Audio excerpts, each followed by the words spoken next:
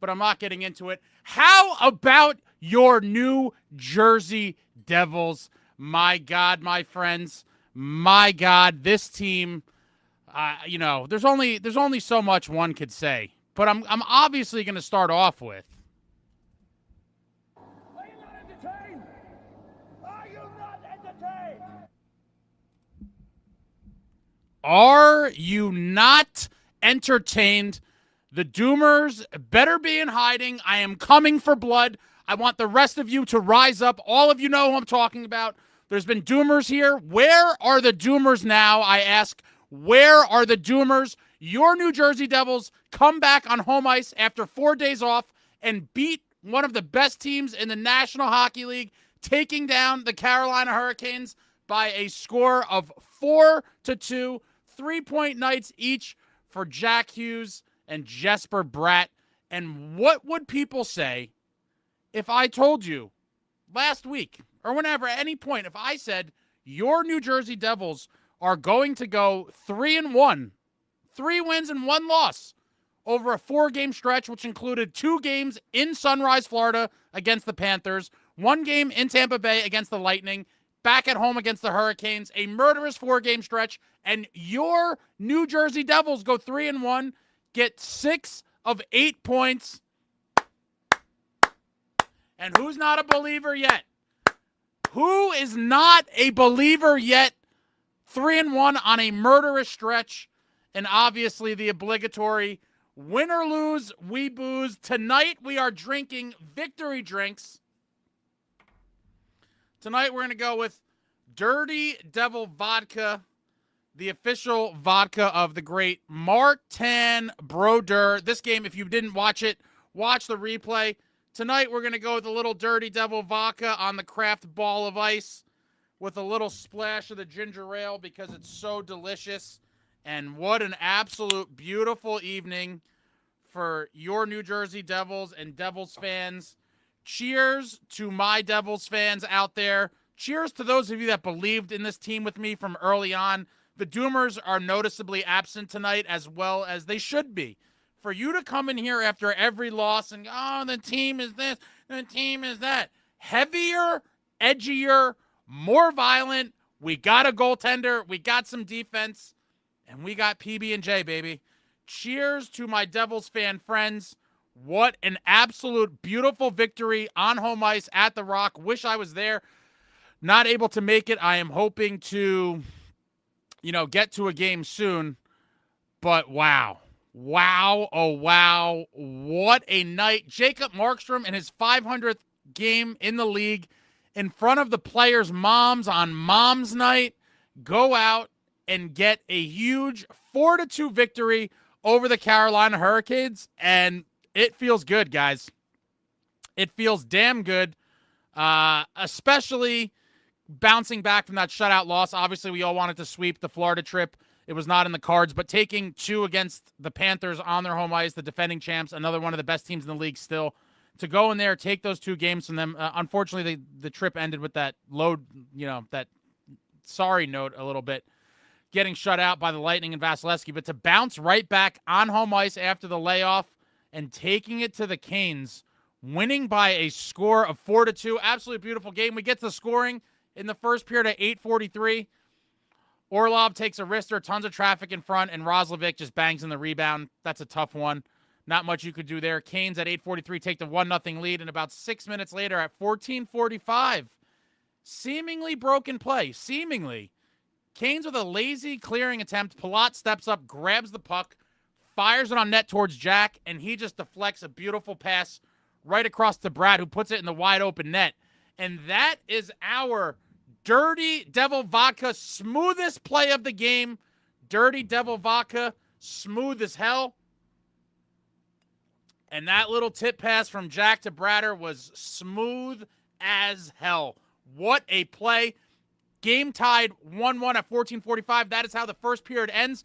We head to the second with a 5-on-3 advantage on the clean sheet of ice. I love power plays on the clean sheet. Gotta love it, and especially a 2-man advantage.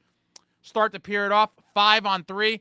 Devils moving it around well. Jack gets it down low and finds Noesen in his office right in front of the net. He taps it in for the 2-1 lead. on the power play. Noesen's 10th of the season. I repeat, Stephan Noesen's 10th of the season from his office, parked right in front of the net. What a beautiful play. And I think he scored with 1 second left on the first power play, so the Devils still had the 5-on-4 for, I think it was about a minute or maybe a little under. Unfortunately, they couldn't capitalize. I was hoping for them to strike again right there to, really jump on them. Unfortunately, they could not. But Noesen's 10th at 46 seconds gives the Devils a 2-1 lead. That is how the second period ends. Devils take an unfortunate penalty late in the second. And the Canes are going to start the third period also on the clean sheet. And sure enough, 12 seconds into the game, on the power play, fresh ice, Nate just dumps it in. He gets a perfect bounce off the end boards. It comes to Svechnikov, and he snipes one over Markstrom's shoulder, ties the game at 2. And I have to say, it's a little bit of a lucky play and a little bit of an unreal play. Obviously, that's what he was trying to do, but you can't script it any better. Nate just hits it on the end boards in the perfect spot. It comes right to Svechnikov, and he just snipes one past Markstrom. Absolutely beautiful shot. Right away in this third period, ties the game at 2. Crowd a little deflated, and at that point I was like, shit, man. Like, that really was a lucky but beautiful play by the Canes. Game tied at 2, and now I was looking for the boys to buckle down and find a way. And sure enough, at 10:35, off a dump-in, the boys get in on a beautiful forecheck. Mercer gets after it, fighting along the wall, battling for that puck. He gets it to Tatar. Tatar has it for a second. Mercer gets it right back. And then Dawson feeds Dougie in front with a beautiful backhand pass. Dougie blasts it over Martin's shoulder, giving the Devils the 3-2 lead. And that is a absolute – that's the type of goals you want to see the Devils score, because we know they could score off the rush and the fancy plays. But this is a dump-in, just grinded out goal. And these are the types of plays that I don't think Mercer gets enough credit for. A lot of people have been down on Mercer. He hasn't been scoring a ton like people have wanted to see from him. And obviously, I would like to see him score too. But he is a feisty little bastard, and you saw it there off the forecheck. He's in there, and he's fighting along the wall. Sticks flying. He's in there on the wall fighting for that puck. Gets it over to Tatar and gets it immediately back from him and just backhands a pass right in front for a Dougie bomb. Absolute Dougie snipe over Martin's shoulder. Devils 3-2 lead at 10:35. And not much later, a little bit later, 14:05, Devils back on the power play. Jack dancing the line. He slings the puck over to Noesen, who kind of one-touches it to Bratt. Bratt skates towards the center of the ice and just delays for a second, waits the opportune moment, and rips a beautiful wrister through traffic, hits the back of the net. Bratt's 10th of the season on the power play at 14:05, giving the Devils the 4-2 lead, assisted by Noesen and Hughes. 4-2 Devils, and that is how the game ends. Your New Jersey Devils handling business on home ice, taking out the Hurricanes by a score of 4-2. And this has got to be win of the season. I mean, definitely win of the season for sure. A beautiful win. Markstrom victorious in his 500th. The moms are all happy. And what a game for your New Jersey Devils, who bounced right back from that ugly, ugly loss in Tampa Bay. And there's a super chat from David. Thank you, sir. Appreciate you, David. Lowest goals against in NHL since Luke and Pesci came back. Fact check it. We have the best defense in hockey. Done without elite goalie. Could win the division. Oh, David, I wish I was as optimistic as you. But thank you for the super chat. And that is, I believe you. I've seen some of your dissertations you write. Very informative. You do a lot of research. Very thorough. And lowest goals against since Luke and Pesci came back. Very, very interesting.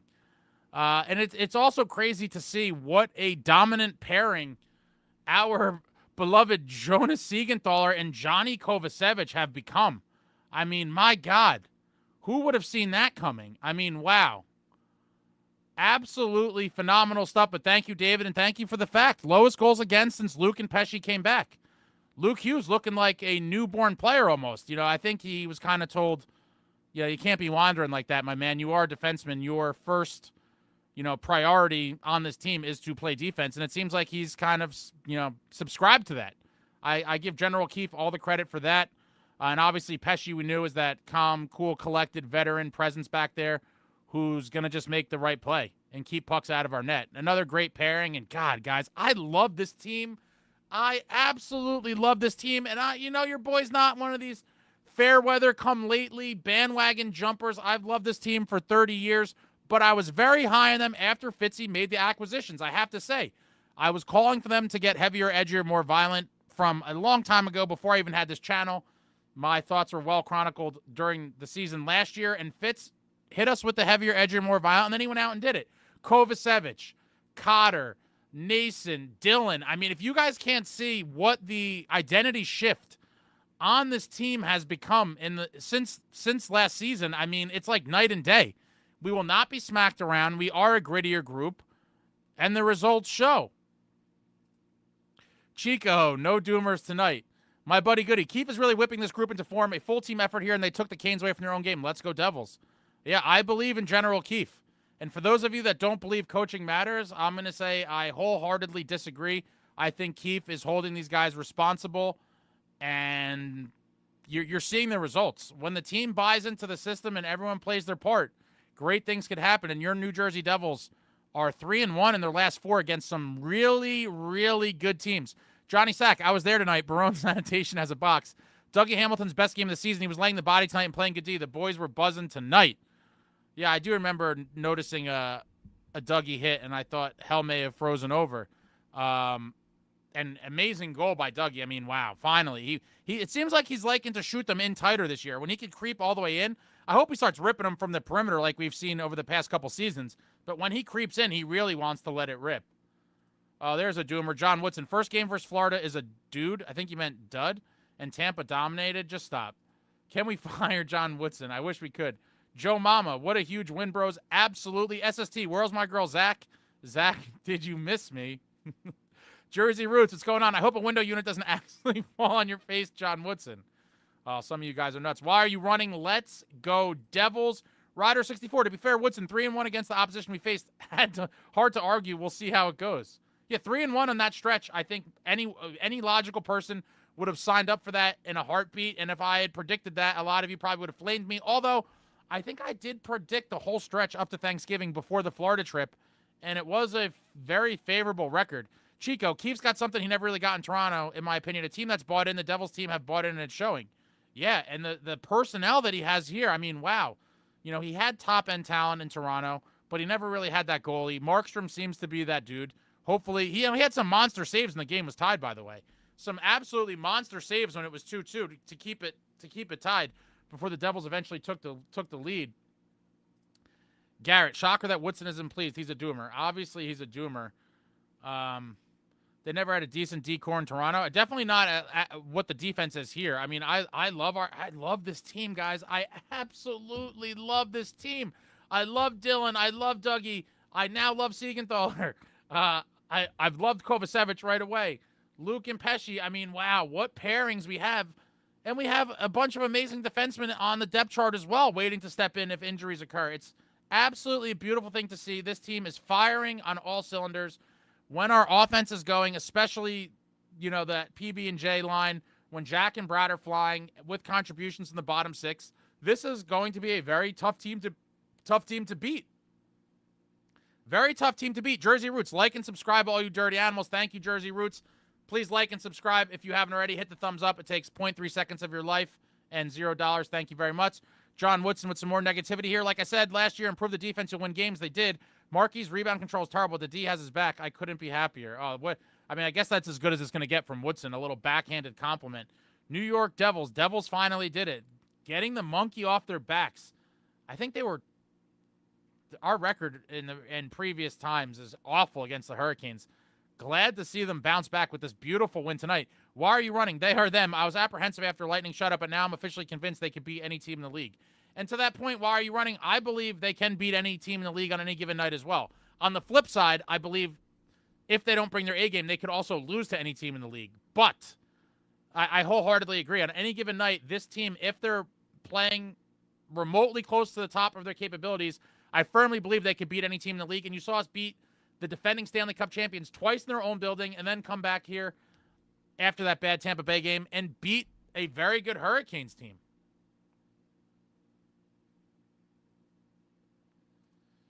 Jesse Shannon, have you been listening to Dangle too? Yeah, they never had a solid D-core or a team that knew how to play hard. SST, Dougie scored once in a while. Everyone, Dougie had a great game. Listen, a lot of people are down on Dougie, but you cannot deny the amount of offense that is generated and goals while he is on the ice. I mean, you could say whatever you want about his defensive play, but the numbers speak for themselves. Gem card collecting, win of the season was both games versus Florida, but this is a new win of the season. I think I would say the first, every game it just becomes the win of the season when it's against teams like this, in my opinion. I would have said the first Florida game was win of the season, and then it got passed by the second Florida win. And now I'm going to say this one is the new win of the season. I mean, as the season goes on, the points become even bigger. The Metro division is completely unforgiving. In my opinion, the best division in hockey. You're talking about 4 teams that I believe are capable of winning a Stanley Cup, and that would be obviously Rangers, Capitals, Canes, and your New Jersey Devils. I think are all teams that are capable, if they get hot at the right time, of winning a Stanley Cup, and it's going to be a dogfight. I'm hoping we can finish in the top 3 of the division, but if not, I believe we will not get any worse than we currently are, which is firmly entrenched in the first wild card spot. Walt, I was driving during the third, so I wasn't able to see the postgame at all. Was there any reason given why Cotter didn't play in the third, or was very limited if he played at all? Curious. I did not catch anything of that nature, Walt.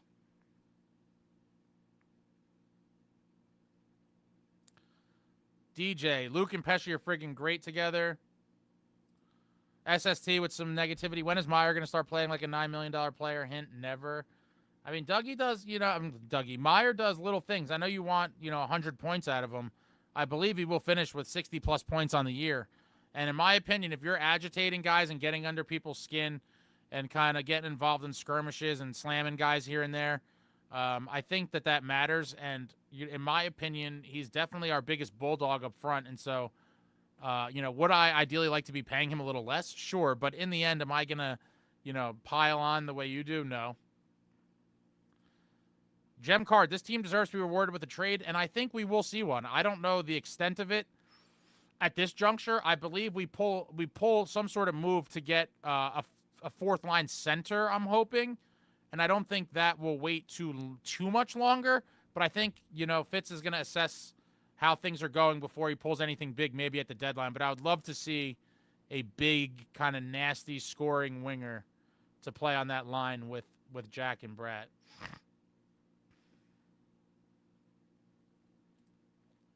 Jay Snow, I think Timo is still on a 30-something goal pace, but only on a 50-something point pace. Yeah, I mean, listen, I hope he gets to 60, but I'm not going to,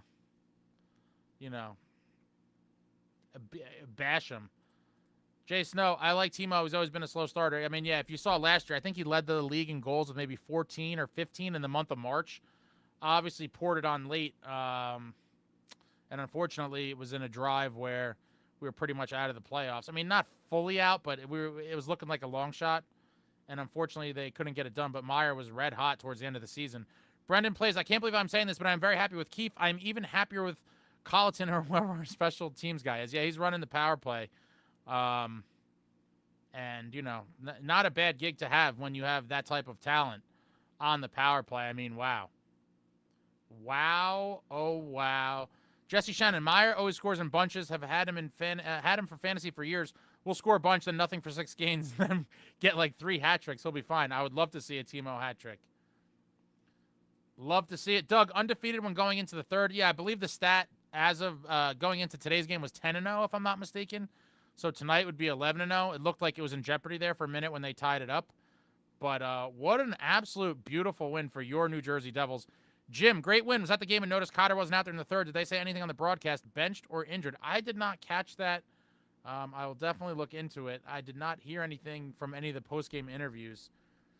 Timo needs to up his physical game along the boards, get that Cotter Noesen game going. So I do think as we get later in the season in the playoffs, hopefully Timo dials it up a little bit. But with that being said, Cotter and Noesen are just complete. They're just, I use this phrase over and over, but they are the definition of junkyard dogs. It's in their DNA. It's just like they are feisty, nasty guys. They want to smash guys and punish them. I think Timo, it's more of like kind of like he knows he has to do it. I don't think he has it in him as second nature as much as Noesen and Cotter do. But I do think you're gonna see Timo kind of dial it up as we get later in the season. Chico, no good team is ever going 82-0 and dominating every night. It's nonsensical for Woodson to be like, oh, they looked meh. They found a way to win. That's what good teams do. Find ways to win regardless. Yeah, I couldn't agree more. Not every game is going to be a pretty win. Not every game is going to be, a shutout or a domination. And sometimes you just got to find ways to win. And tonight, they surrendered the first goal and fought back. Found a way to win against a very good Carolina Hurricanes team. Rumor has it Timo has back issues. I mean, okay. V-Pons, the boys are rolling. Yes, they absolutely are. What's going on, Maria? Just got back. What a win. Happy for Marky. Happy for Dougie. Love watching our boys pulling it together in different ways. Absolutely, Maria. They're not all going to be beautiful blowout wins. And tonight, gave up the first goal, fought back, took a lead, gave the lead back, tie game, and then they just buckled down in that third and found a way to win. And Doug, that was my next point. Let's beat Washington now. Absolutely. It always seems like, I mean, not always, but it seems like when the game where, like, now you could really kind of, I guess, celebrate or whatever. I mean, listen, no matter what happens, this team is good. They're going to be good. But, there was times where it would have been like an emphatic win. And the first one I'm thinking of is on the West Coast road trip. That Calgary game to sweep the road trip would have been like, yeah, like that would have been like a real kind of exclamation point win. They blew that one. And then the same thing I felt about the Tampa Bay game was like, okay, we could sweep the Florida trip, and that would have been another like, yeah. And they bombed that too. And so now I kind of feel like that again, where coming off the big win against the Canes, now 3-1 in those last 4, if they could find a way to win in Washington and be 4-1 in that set of 5 games would be mind-blowing. And I hope they come out with severe intensity. The Caps are going to be without Ovechkin. Obviously, anytime one of the best players in the history of the league is not playing for the other team, you'll sign up for that any day. And hopefully the Devils capitalize, because that Washington game is another team playing out of their minds in the division that we're looking up at.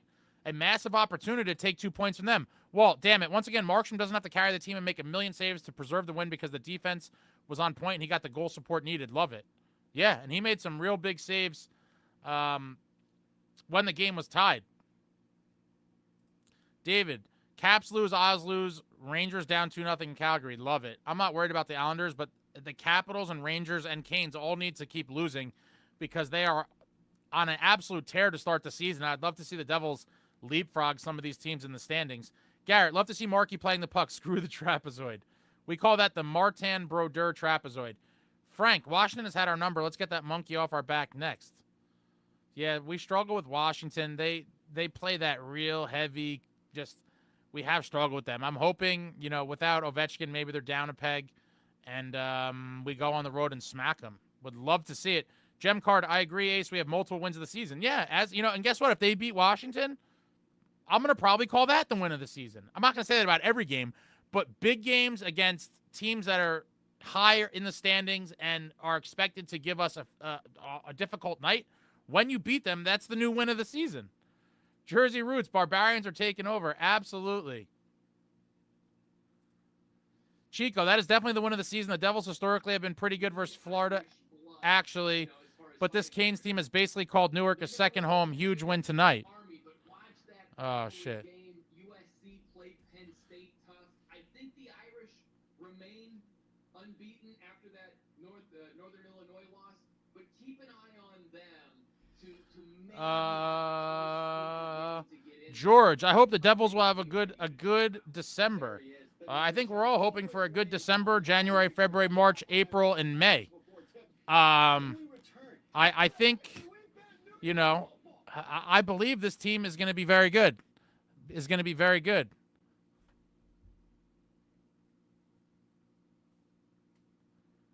No, that's got to come off entirely. But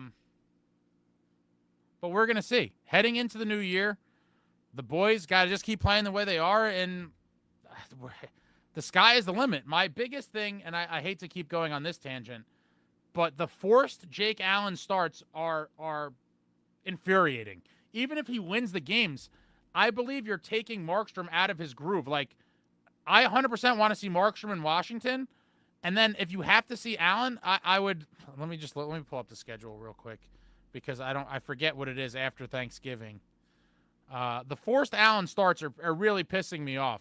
I think it affects Markstrom. Yeah, if it was up to me, Markey plays in Washington. Let's see, that's the 23rd. And then I probably play him again in against Nashville at home. If you have to give Allen a start, give him the 27th at home against the Blues, and then right back to... Actually, you know what? No, there's a back-to-back. Yeah, see, they're not going to do this, but I would play Markstrom in Washington the 23rd, at home the 25th against the Preds, at home the 27th against the Blues. Then I give Allen probably the start the 29th at Detroit, and then I go back to Markey the 30th in Washington. But in those next 5 games, we might see Allen twice, and I just think it's unnecessary, personally. Personally, don't like the 4 starts, and they keep interrupting my man Markstrom's flow. I lost my spot here.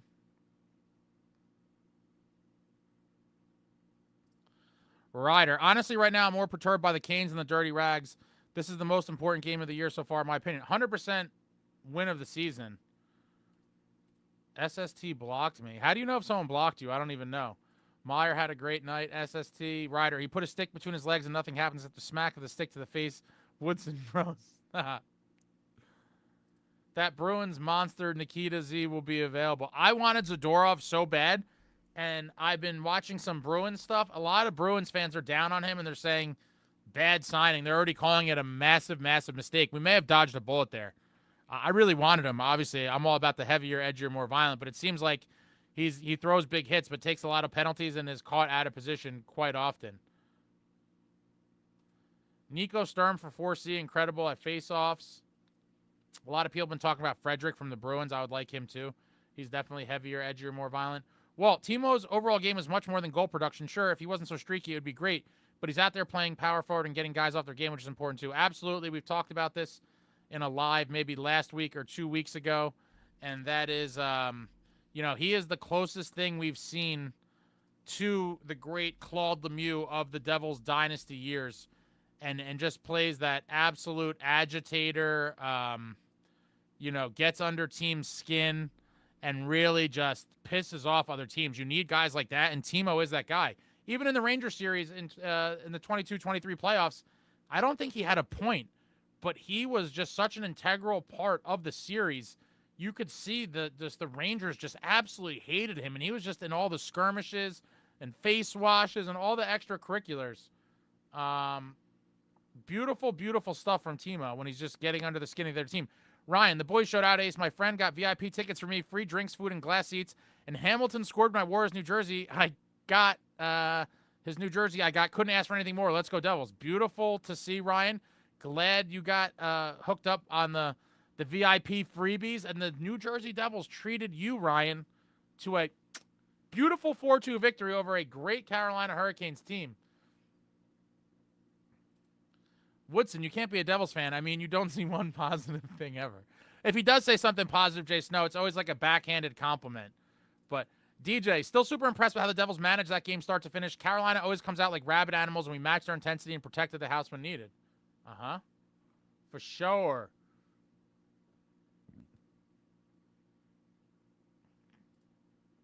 The insane Pollock. I remember your podcast last year, Ace, during the last few games. We were very hopeful, but saw the writing on the wall. Try to be positive, but last year towards the end of the season was rough, man. Some of those losses in games, and those were must-wins. I always say, I'll never call a game in November a must-win. I say these are you should win or, whatever you want to call it, but never must-win. There were must-win games down that stretch that we were losing to shit teams, and it was painful. I mean, one that sticks out was one in Buffalo, I think, where I was just livid. But they showed signs, and, unfortunately for him, I kind of knew that Travis Green was probably a long shot to get the head coaching job for real, and that once his, little run was over as interim head coach, he'd be going somewhere else, and the general, Sheldon Keefe, has worked out beautifully in my estimation. Max, Ace, going top titty on the Canes twice is such a beautiful thing. We all got to be happy with this. Only concern is that they had more jump than us in the third when they on back-to-back. Yeah, you would like to see the Devils have a little more of a killer instinct late in games, but again, the Canes are a very good team. A very, very good team, and so there's going to be stretches where you got to, kind of weather the storm.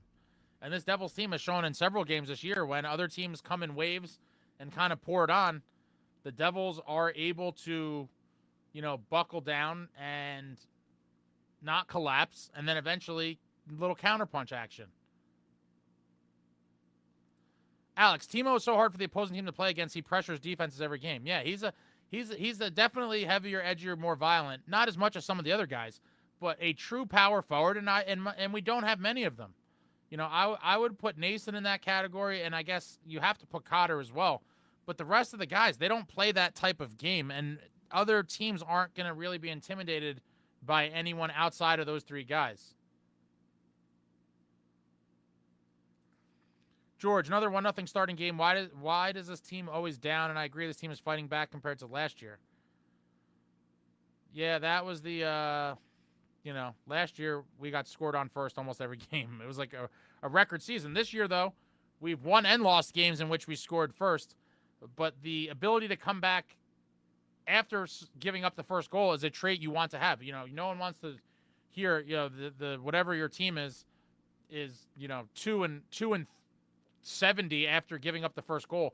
The New Jersey Devils, with the talent they have, with the defense, with the goaltending, if they go down 1-0 or even 2-0, the game is far from over.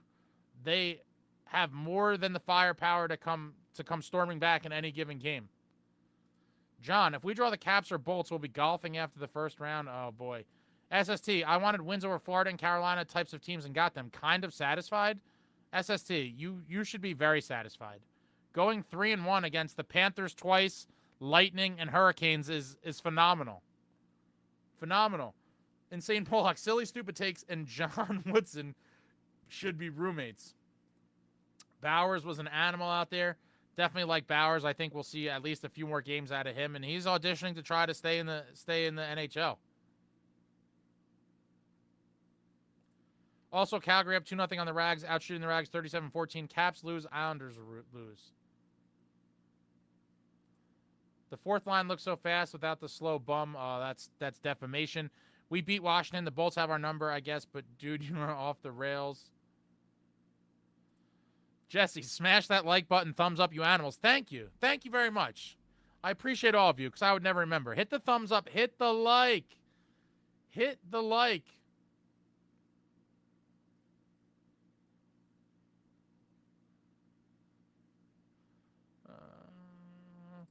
Bowers was noticeable tonight. Ovi is out. We should beat them. I mean, nothing's a given, but if you have the option of playing the Capitals with or without Alexander Ovechkin, you're going to pick no Ovechkin 100 times out of 100. Jesse, Brodeur is the absolute man. I hope my boy just destroys teams on a nightly basis. Brodeur is what a consistently good player. I mean, wow. Almost a point per game for the past several seasons. I mean, definitely, in my opinion, one of the most underrated players in the league. He's just, actually, one of my friends sent me let me see if I can pull this up. Sent me a article that they said they were surprised at, which I wasn't, but that's probably because I look at the stats and stuff a little more often. Let's see. So yeah, since the 21-22 season through, I guess this was last week, Bratt had 250 points in 259 games. Only 26 players in the entire league put up more than him since then. Which I wouldn't have thought it was that much, just because of injuries and stuff. But we're talking about almost a point per game player for 3+ seasons. Mr. Consistency, Mr. Reliable, Jesper Bratt is a beast. Absolute beast. Love me some Brodeur. Richard Tompkins, next one of the season will be Devils Game 4 Stanley Cup Finals when they take it home. Let's go Devils. I would love to see it. Oh, you guys are getting inappropriate in the chat. Play nice, kids. Play nice.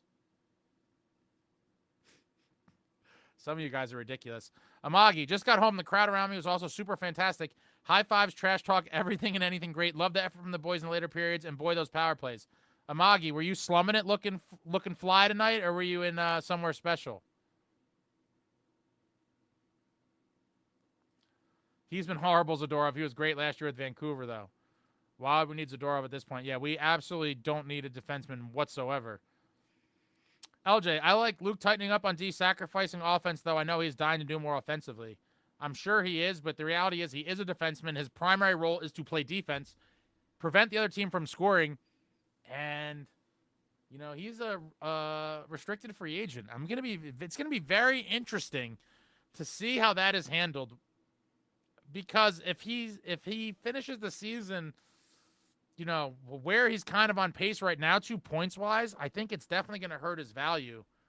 Very interesting to see. But listen, we have plenty of other people to bring the points, bring the goals. If it's going to mean a better overall team, Luke needs to stay his ass at home and play defense. Husky Unchained, heavier, edgier, more violent. Let's go Devils. Absolutely. This 24-25 New Jersey Devils is in fact heavier, edgier, more violent. And the results are showing in the standings, guys. The results are showing in the standings. To all of you that said, physicality didn't matter and this was a finesse skill game and all this stuff and you don't need tough guys, just concede now. Admit you were wrong. Just admit it.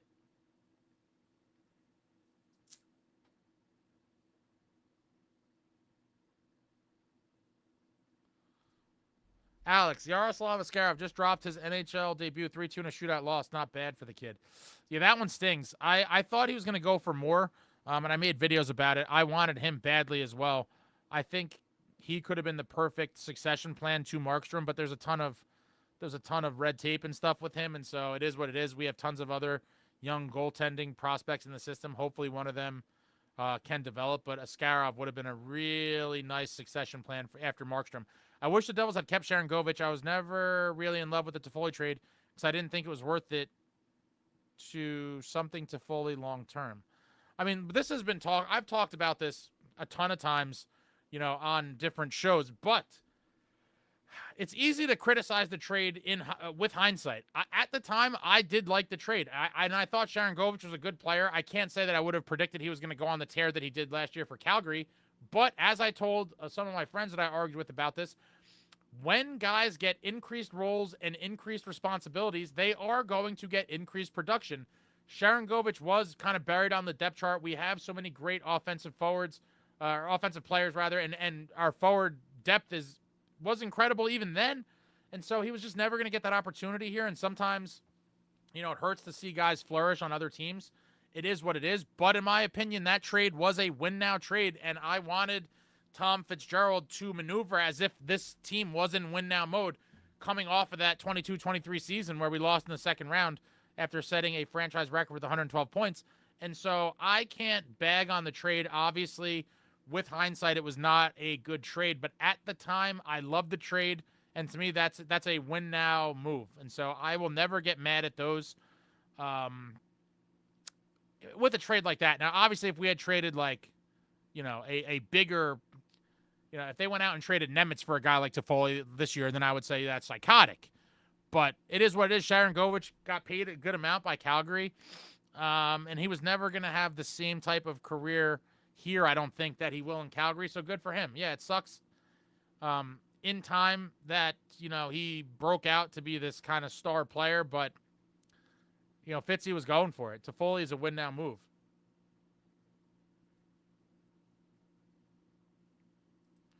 Whoever told Sharo to draft Bratt or scouted Bratt looks like a freaking genius. Yeah, absolutely. It's a shame we can't find more diamonds in the rough like that. Drafting guys that late. He was drafted in the 6th round, I think, like 150 or 60, something like that.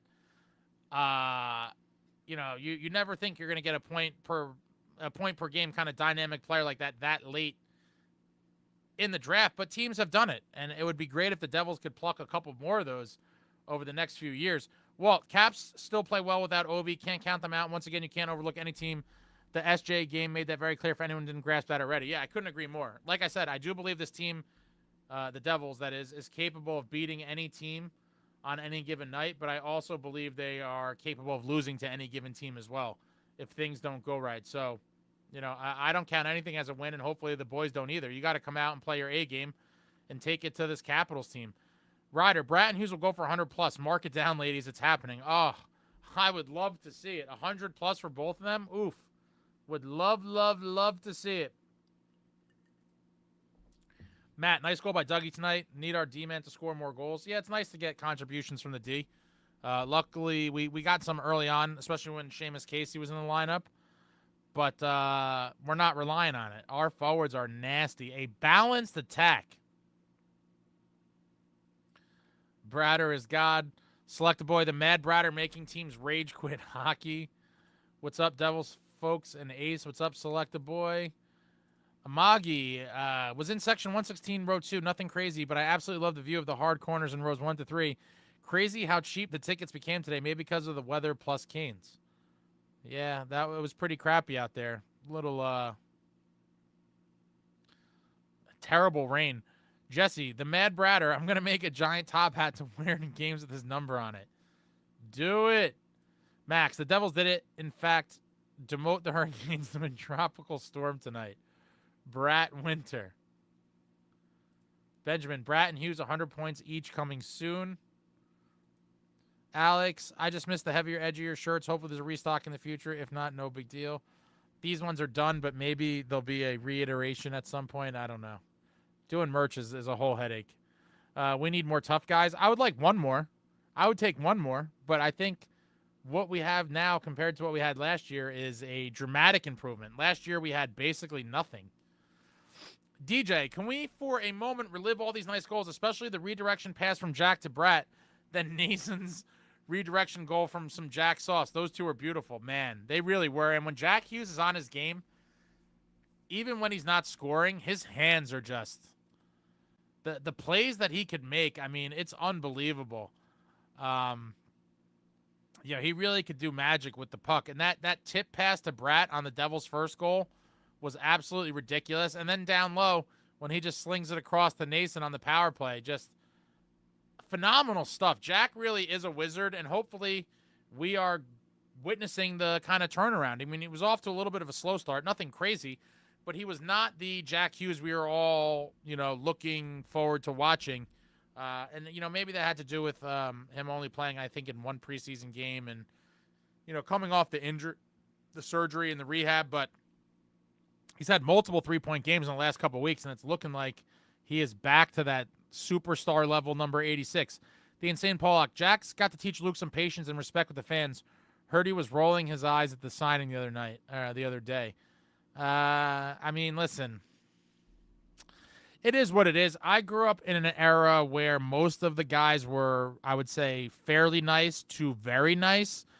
The modern day athlete, even hockey guys, on average, are not quite the same. But overall, hockey players will forever be the best athletes on the planet. But with that being said, a lot of the younger guys just don't really embrace that sort of role, and it is what it is. I'm not gonna shame them for it or whatever.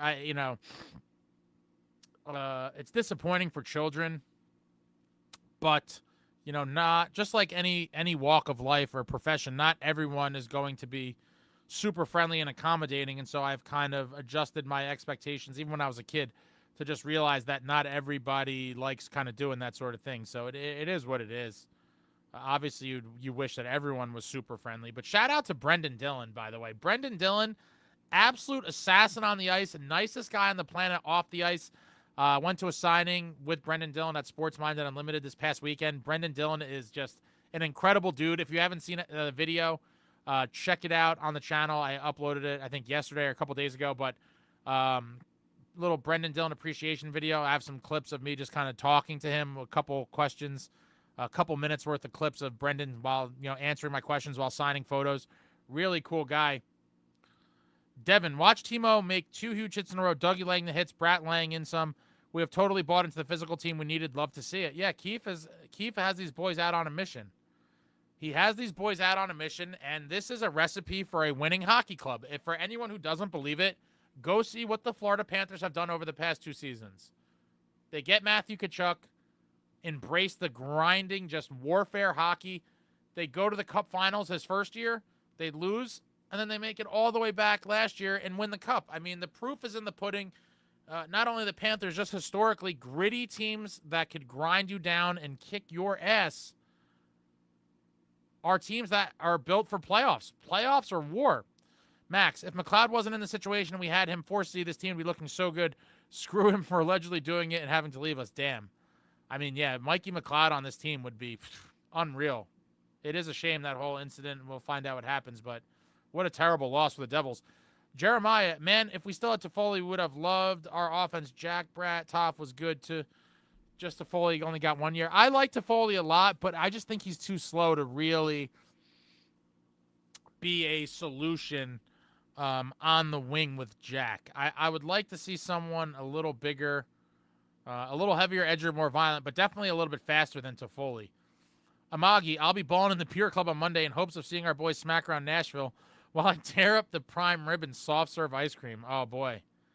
I am jealous. I love prime rib, and I certainly love soft serve ice cream with all the fixins.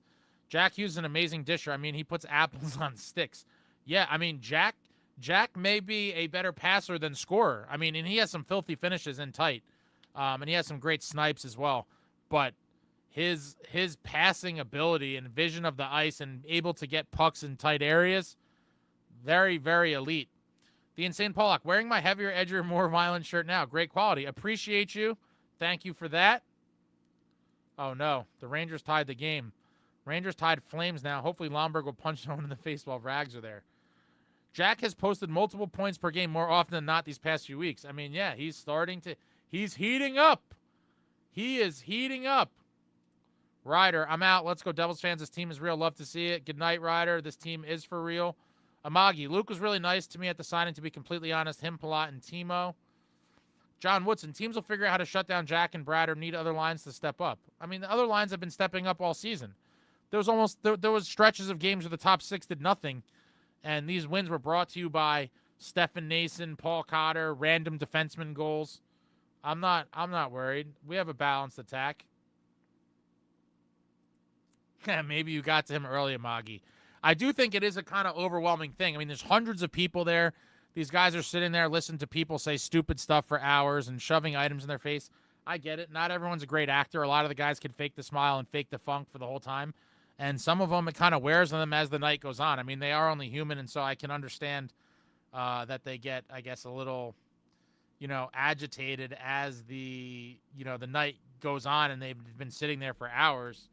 But Devin, Mercer made that Dougie goal. He was moving. Oh, that goal was entirely Mercer. Getting in on the forecheck, winning puck battles on the wall, gets it to Tatar, then gets in position to grab the puck back from him, and then a beautiful backhand feed to Dougie, creeping in. Absolutely beautiful play by Mercer, and he made that goal entirely. That was all him. Well, the passing ability is what we were all stoked about when drafting Jack. Him scoring as many goals as he has was a bonus, but he's in his wheelhouse setting up these fantastic goals. Yeah. Amen. Jack's hands are filthy. Max, Luke, these past few games has been an absolute freak, making unreal defensive plays and dancing in the ozone. Scared for what kind of money he's going to run us in the offseason. My prediction is officially on record as between 7 and 8, and a lot of people were shocked at that number, and a lot of people were, I think, delusionally optimistic that it was going to be like somewhere in the 4-5 range. I believe no matter what, that he's going to get paid 7 to 8. That's my official guess, and it's not going to change. And I think a lot of people are going to be shocked by that, but guys are getting paid early now. Jesse, I just hope Jack turns into more of a Matthews and less of a Marner, but either is excellent for us. I really hope it's not Marner. Marner, to me, is just one of the softest guys in the league. And he kind of just did a disappearing act last year in the playoffs, and he was getting killed by the media for it. Just a no-show. Husky, at Max, totally agree. He was having a career year when all that shit went down. We lost the face-off wizard, and his potential was through the roof, but we move on. Oh, yeah, talking about Mikey McLeod. A terrible loss for the Devils. Absolutely horrific loss.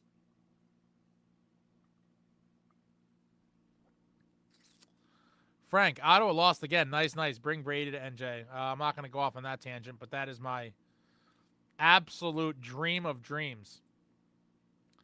Now I want pudding. You want pudding? Oh. Brendan Dillon is a class act. Understatement of the century. Brendan Dillon, nicest dude I've met in quite some time. Devin, credit where it's due. Plot, maybe still not playing a 6 mil game, but he is around the puck a ton. He does fight for pucks on the wall. He does make the little plays, again, like you said, not anywhere near his contract, but what a heads-up play by him to kind of see that play where the Canes tried a pretty weak clearing attempt, and he kind of jumped up, saw it, developing ahead of time, grabbed the puck, and made that nice little shot pass, whatever you want to call it, that Jack beautifully tipped right across to Bratt. I mean, what a play. That might be one of the prettier goals of the season. Toffoli's refusal to back check was infuriating. I think that was more of a lack of wheels, to be honest. I just don't think he had the speed to get back often. We don't have half the grit as Tampa or Winnipeg. I mean, come on, guy. Not half. And that's a... They have like 40 shots through 2 periods. The Rangers' decor is not as good this year.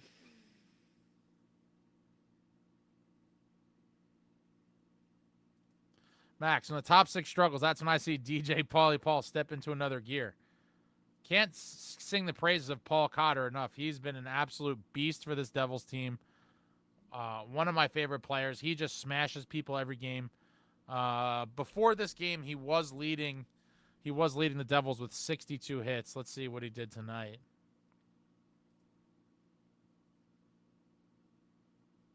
Timo with 5 hits tonight.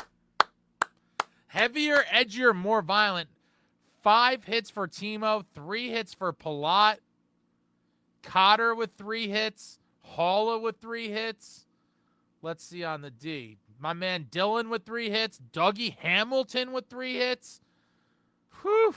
Heavier, edgier, more violent. Oh, yeah, let me look at the game stats. 22 shots on goal for the Canes, 21 for the Devils. Faceoffs pretty close. Carolina, 52% to the Devils, 48%. Canes 1 for 2 on the power play. Your New Jersey Devils go 2 for 3 on the power play. Canes with 12 hits. The Devils with 25 hits. 11 block shots for the Canes and 25 block shots for your New Jersey Devils. I've said time and time again, my metric I always like to see is hits plus block shots at 40 or more. And the boys hit 50 tonight. 25 in each of those categories. You absolutely love to see it. Heavier, edgier, more violent, putting up wins against the class of the league. Hurricanes with 16 giveaways, Devils with 12 giveaways. Hurricanes 2 takeaways, Devils with 1 takeaway, and wow. Wow. Amagi, I got to him real late in the signing. It closed up at that point. I didn't get a bad vibe from him at all or any of the players I got autos from. Walt, good Lord. John Woodson on a nonstop bitch fest tonight. Sit down already. Luke has been really good on defense as well, more so like shutting down sketchy situations. Yeah, and Luke is embracing the defensive part of being a defenseman. I think the general was like, no, you will not go roaming free reign behind the net and some of the wacky things he did last year with the high gamble situations.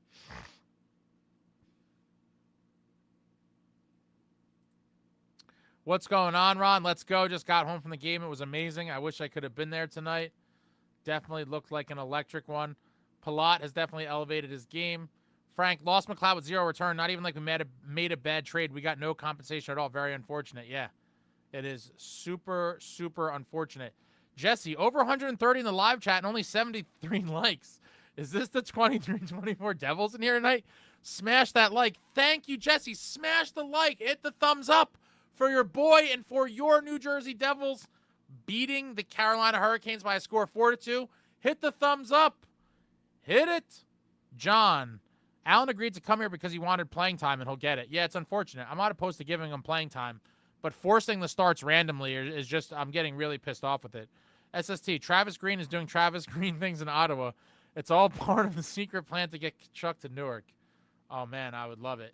What's up, Captain Mafungo? The Devils brought their lunch pails to work tonight. Yes, they did. Lots of guys throwing lots of hits.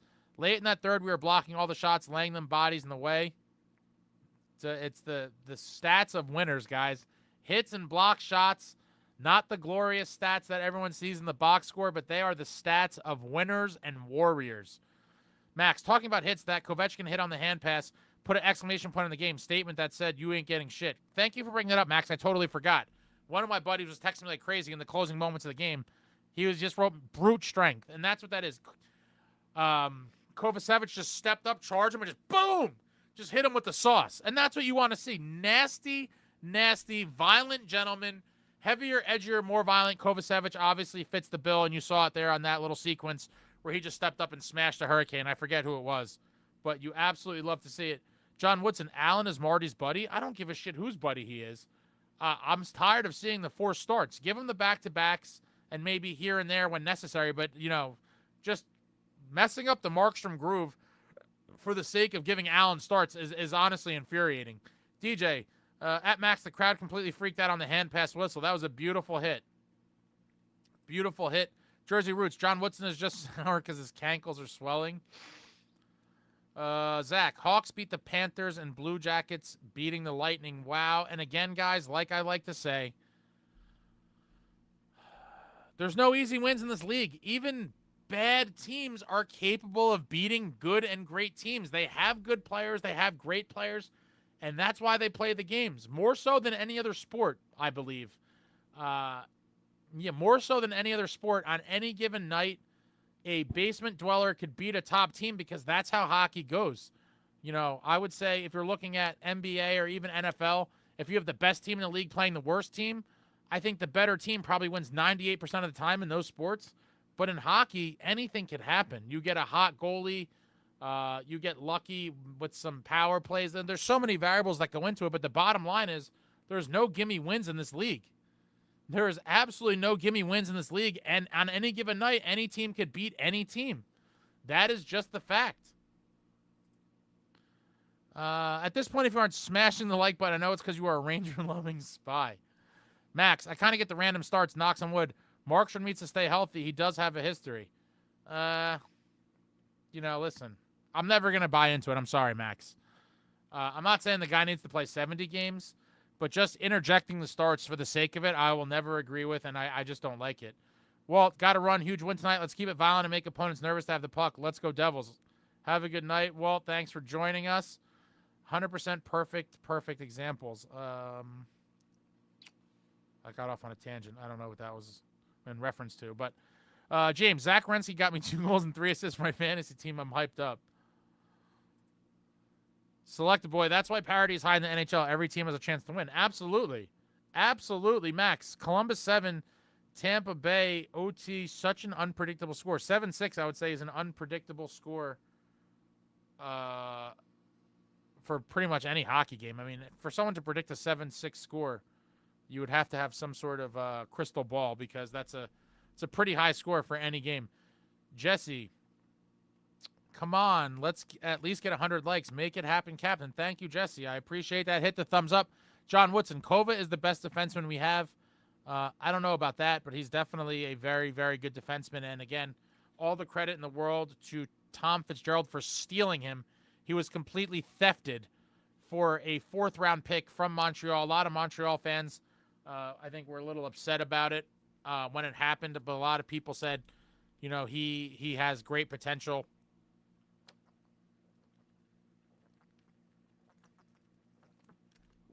But the stars aligned for Johnny Kovacevic to make this team and get on that plane to Prague for the Global Series, and I would love to see him here long-term. I would understand if he leaves for greener pastures because after this season, teams are going to be throwing dough at him. I hope he wants to be here and he signs a team-friendly deal, but I could see it being a situation where he does move on because some team will offer him kind of life-changing, kind of life-setting money for him. Will he be set up for life? And we have so many young defensemen in the pipeline that I could see it being one of those situations where it's just, that he moves on for the big bag from somewhere else, and then we elevate one of our many other defensemen to the NHL lineup. But I love Kovacevic, and I will be very disappointed, if he leaves. That's why the NBA sucked in the past. Zero parity. Yeah. I'm so disinterested in NBA. When I was younger, I liked it a little bit. I liked it a lot when I was a little kid. And then when I was older, I was a pretty, not a hardcore, but I was a Nets fan when they were in New Jersey. And then once the Nets left New Jersey, my interest in the NBA as a whole just kind of... Hockey is so much about bounces and 50-50s for sure, much more parity. Yeah, absolutely. Like Dano always says, it's a game of mistakes. And a couple mistakes is the difference between a win and a loss in the league. Frank, thanks for calling them my New Jersey Devils. They're definitely my New Jersey Devils. I just share them with y'all because I'm a swell guy. Well, we appreciate you sharing, Frank. Stick figs. I'm not a secret Rangers lover. I'm a secret Ace hater. Ooh, stick figs. All right, I see you. Zach, I want to see McDermott versus Wilson on Saturday. I would love to see it. Or even, was that McElrath over there? They got a couple guys that could chuck them, but I don't know.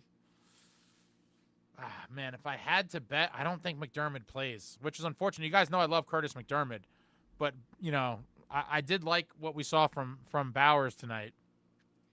John Woodson, I wanted us to trade for Wilson to protect Jack so bad a few years ago. I always wanted a guy like Tom Wilson. I do think he's vastly overpaid now. I forget what he makes, but it's a shitload of money.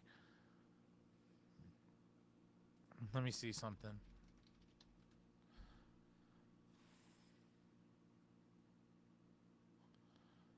Yeah, I mean, and he's sneaky offensively as well. He has 14 points in 19 games. Yeah, Wilson's a beast, man. He's 30. Yeah. What is his contract? Yeah. His cap hit is 6.5. Oof. I mean, I think he's worth it, honestly, but wow. I still am so impressed with Sieg's resurgence. Well done to the Swiss trio getting better this offseason. Top marks. Yeah, I mean, maybe there really was something. It wasn't just an excuse. He was playing hurt all last year, and that probably had a lot to do with it. With Kovacevic this year, he's looking like a newborn guy.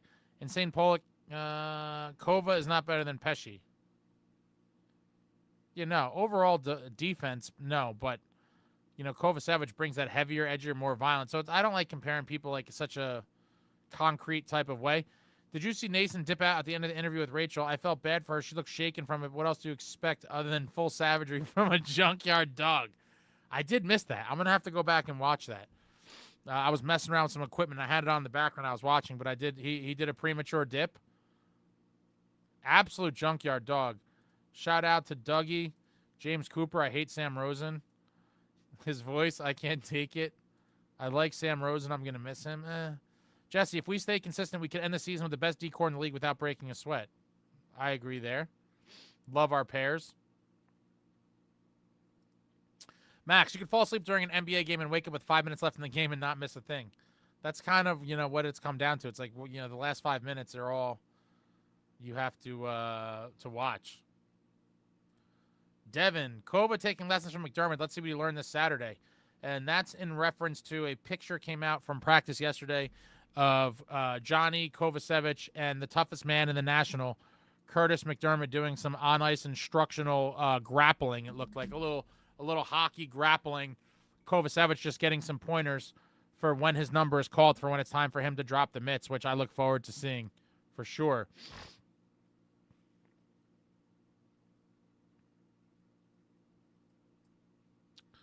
You don't like Rupp. What is that about? I didn't see anything about that. Stick figs. I still clearly remember I was at the gym when I saw NBA come on with 2 minutes left and figured I'd just watch the end. It took 14 minutes to get through 2 minutes. Yeah, that's what happens with the fouls and all the stuff.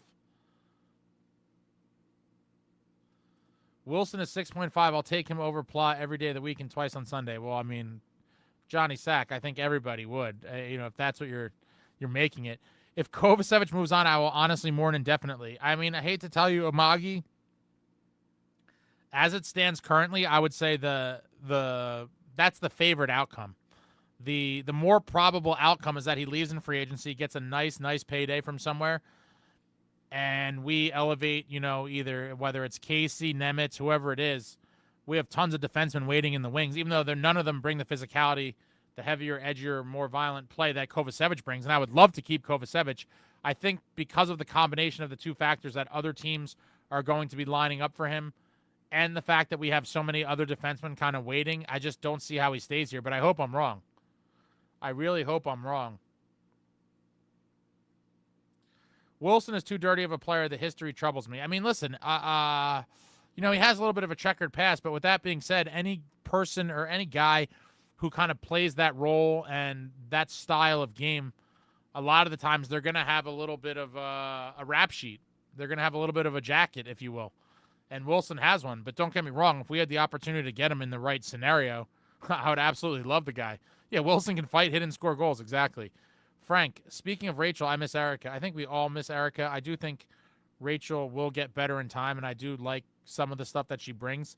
But, she's definitely a rookie, and she's a little green.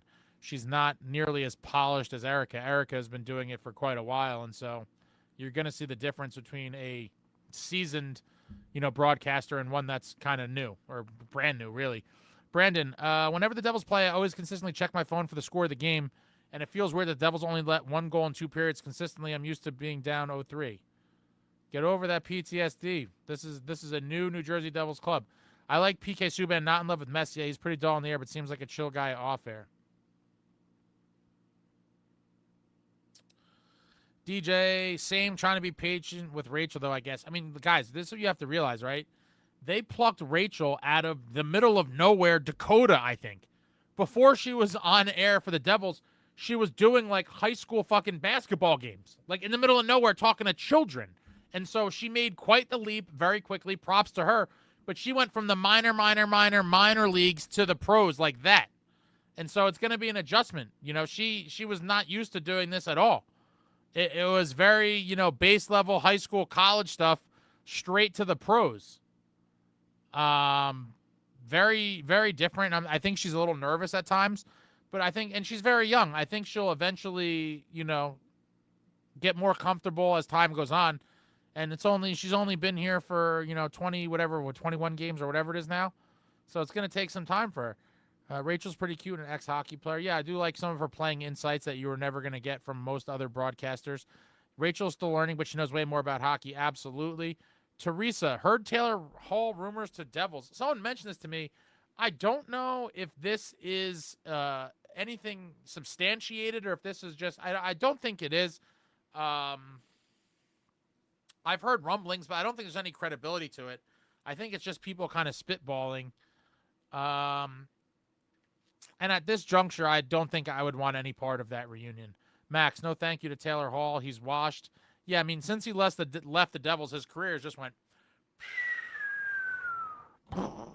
complete disaster.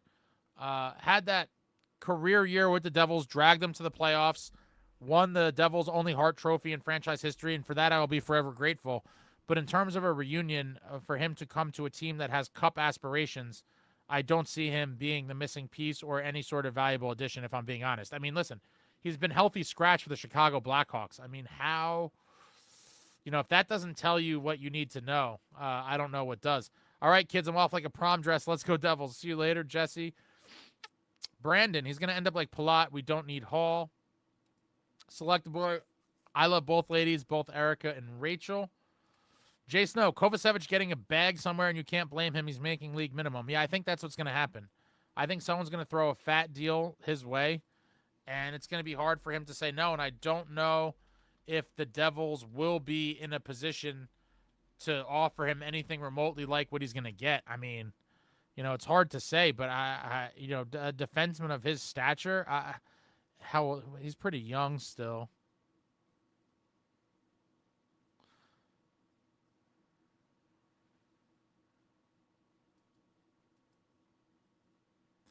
Yeah, he's 27. He'll be turning 28 this summer, but 27, monster of a man. He's going to have great analytics behind him. Right-handed shot. I mean, yeah, I don't know. What does a guy like him go for in free agency? Probably at least $4 million, I would think. $4 million a year. I mean, yeah, he's going to get life-changing money. Hall was a healthy scratch. Last time I saw that too. Kind of mind-blowing. Wow. Richard, great game. Quarter of the way in, and we have 553 hits. Heavier, edgier, more violent. Let's go Devils. I'm curious, where do you guys look for hits? Is one of the worst stats to try to research. On a game-by-game basis, it's easy, but like when you're looking for team hits, I don't know why they make it so hard to find. Like, it's a stat that you should let's see. Yeah, so this is a pay website. StatMuse. I find myself on there often, and this was updated after 20 games. The Devils were at 553 through 20 games.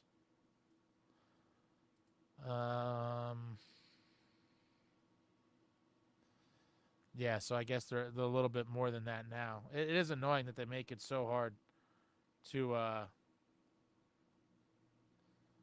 find. Jersey Roots, Hall's a diva, please avoid. Yeah, I'm not interested in that that reunion. I thought she was working in one of the Dakotas. I could be wrong. I know she played at St. Cloud State, but I thought she was somewhere else, but I forget. She was somewhere out there. But she was literally doing like high school kids, like high school basketball tournaments and stuff, and like D3 college stuff. So it's a very big jump from that world to MSG Network, an NHL club. Yeah, she's very nervous for that reason. She jumped multiple levels in one fateful summer for her, and props to her. What an amazing opportunity. Jay Snow, you can't tell she's nervous and she messes up sometimes, but she'll get better. Erica's just more polished. She does baseball and hockey. Yeah. Erica is a pro at this point. She's been in front of the camera for quite a while. She could read prompters. She could kind of improvise. She's a seasoned pro. I think Rachel will eventually get there. Kanji is getting a bag from the MLS. I don't think he comes back. Plus, Bill Spalding is doing well, I think. It's so funny. Hall wanted like 10 mil from the devs, and he left, and nobody gave it to him. Yeah, what a just fall from grace for him. Frank, at this point, I'd rather have Monty Hall than Taylor Hall. Brandon, Kova might not go anywhere if he sees cup potential with the Devils. Well, listen, no matter how this season ends, Kovacevic has to know that this team, is either a true cup contender or right on the cusp of being one. But with that being said, if the Devils are offering, half of what other teams are offering, and this is going to be his career payday, which it is. This is, unrestricted free agency with his chance to get the most money he's ever going to get. His agent is going to be like, listen, bud, cups are nice, but, $4 million times 5 years is really nice. So we'll see how it all plays out. I mean, I'm trying to think. Yeah, with Luke's raise coming, I think Palat's going to have to be bought out. I'm just trying to think where else could they save money. Let me see something.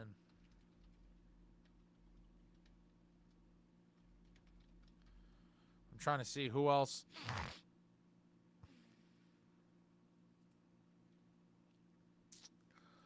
Let's see. I'm pulling up the Devils free agents.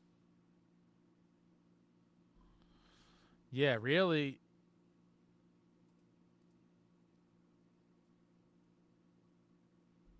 Oh, yeah, that's true. I forgot about him, too. Now, there's a good amount of money coming off.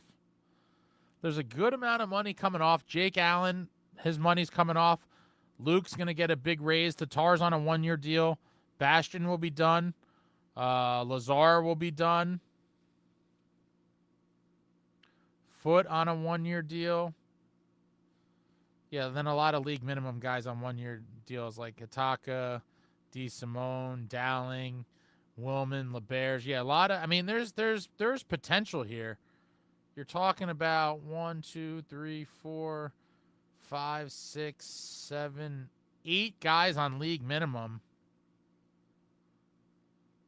That's like $6 million right there. Yeah, wow. Yeah, there will be some money to play around with, but yeah, Luke's massive raise is going to take up a good chunk of that. Then you're talking about Tatar, Bastion, maybe Lazar, Allen. I mean, there's going to be some space. It's going to be a very interesting offseason. I didn't know she was yanked from doing high school games. I think she did some college as well, but when you see the clips, you could clearly tell it's night and day. She went from the minors straight to the pros.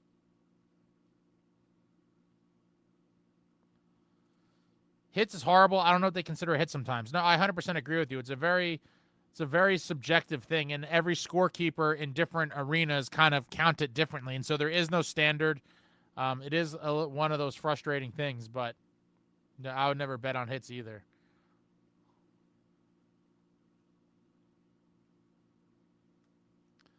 Go Flames, go. Montreal might take him back. Let's go Flames. Finish this shit. Man. Can we quickly check up on the Utica Comets and Adirondack Thunder? There's nothing going on swell in the Utica Comets world. The Utica Comets are just possibly one of the worst teams in AHL history. And if I'm being honest, I would have never seen it coming. I would have never thought a team with so many, or not even so many, but multiple NHL hopefuls would be so bad. And they are now, the Comets are 0-10-1. My God.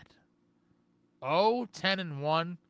And they're playing Syracuse tomorrow looking for their first win. But 0-10-1 is absolutely brutal. And I just want to check something here. Where are the goalie stats?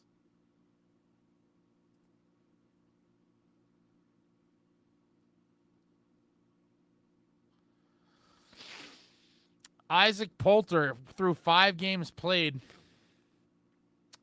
a goals against of 3.83 and a save percentage of .852, and that is awful. And then let's check up on Nico Dawes. It's probably not going to be much prettier. Through 10 games played, a goals against of 371 and a save percentage of .874. And right now, these boys are putting up stats from like the New Jersey Devils goalies of last season. Goals against over 3.5, hovering closer to 4, with save percentages between .850 and .880. And my God, that is brutal. Utica is historically bad. I mean, this is real bad. Shout out to Dawes, Nemitz, Poulter, DeSimone. Yeah, wow. What do we get for finishing last? Absolutely nothing. Brandon, we also need to be careful with Kova as well. Could also be having excellent season, doing better than he should be. Hopefully he stays good and doesn't change after he gets the check. Yeah, well, it's probably going to be another team's problem, Brandon. The odds are that he's leaving the Devils. I mean, the reality is because of the defensive depth we have and the amount of money other teams are going to offer him, it's not likely that he stays here. I really hope I'm wrong, but I just can't see it. I was going to go to a Utica game because I live up this way, but yikes. I mean, listen, I still want to go to a Utica game this year. I don't care that they suck. I would like to see Dawes or Poulter in net, and I obviously would like to see Casey and Nemitz. And so, regardless of the team being bad, I'm still going to try to check out a game. Frank, Casey and Nemitz wasting away in that bad team, but what can you do? Yeah, there's nothing you can do. Max, she was an ABC Sports anchor in Fargo, North Dakota, so she covered everything in Fargo. North Dakota State is there, too. Stick Figs, oh, yeah, I forgot about Casey, 101.80. Yeah. Jersey Roots. Wish we still had those Albany River Rats. I wish the Albany River Rats were still intact as well. After the Albany River Rats, the Devils AHL affiliate played all over the place. They were the Lowell Devils for a moment. The Lowell Devils. Then I think the Binghamton Devils. And then they were, I believe, the Albany Devils. And then I think I think it was maybe Albany Devils straight to Utica. I'm trying to remember the succession. But lots of different teams after the old classic River Rats, but nothing will ever be the same as the Rats. Absolutely love the River Rats. And I've already shown this, but for those of you that may never have seen it, I'm going to pull out a gemstone right here.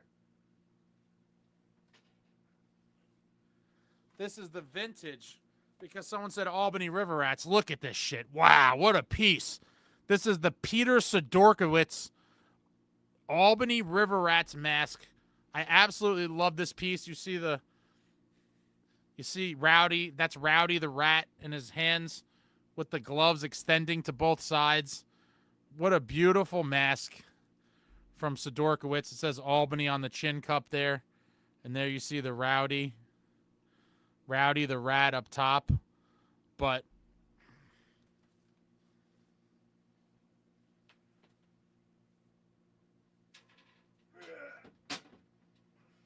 I'm breaking shit.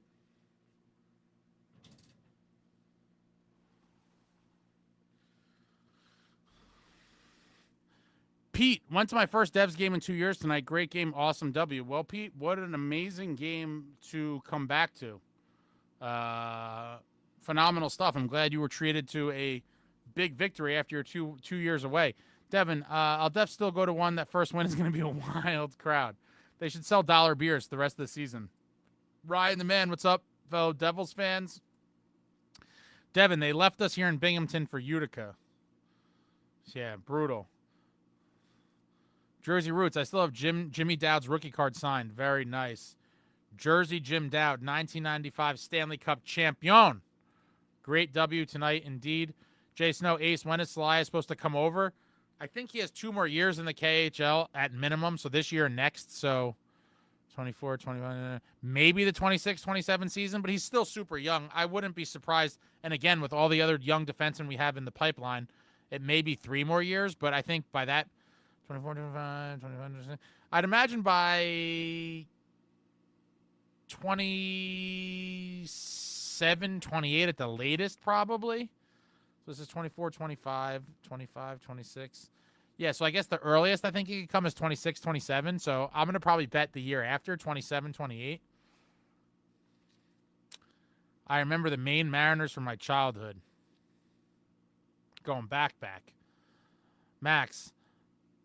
Lenny Haminaho, 22 games played, 11 goals, 10 assists in the Finnish League. Excited to see what he could bring. Yeah, I saw him in camp a couple years ago at rookie camp, and he looked really good then, the year we drafted him. I think he could definitely be a player as well. Jay Snow, feel bad for Nemo. Utica blows, and he had to take a big pay cut.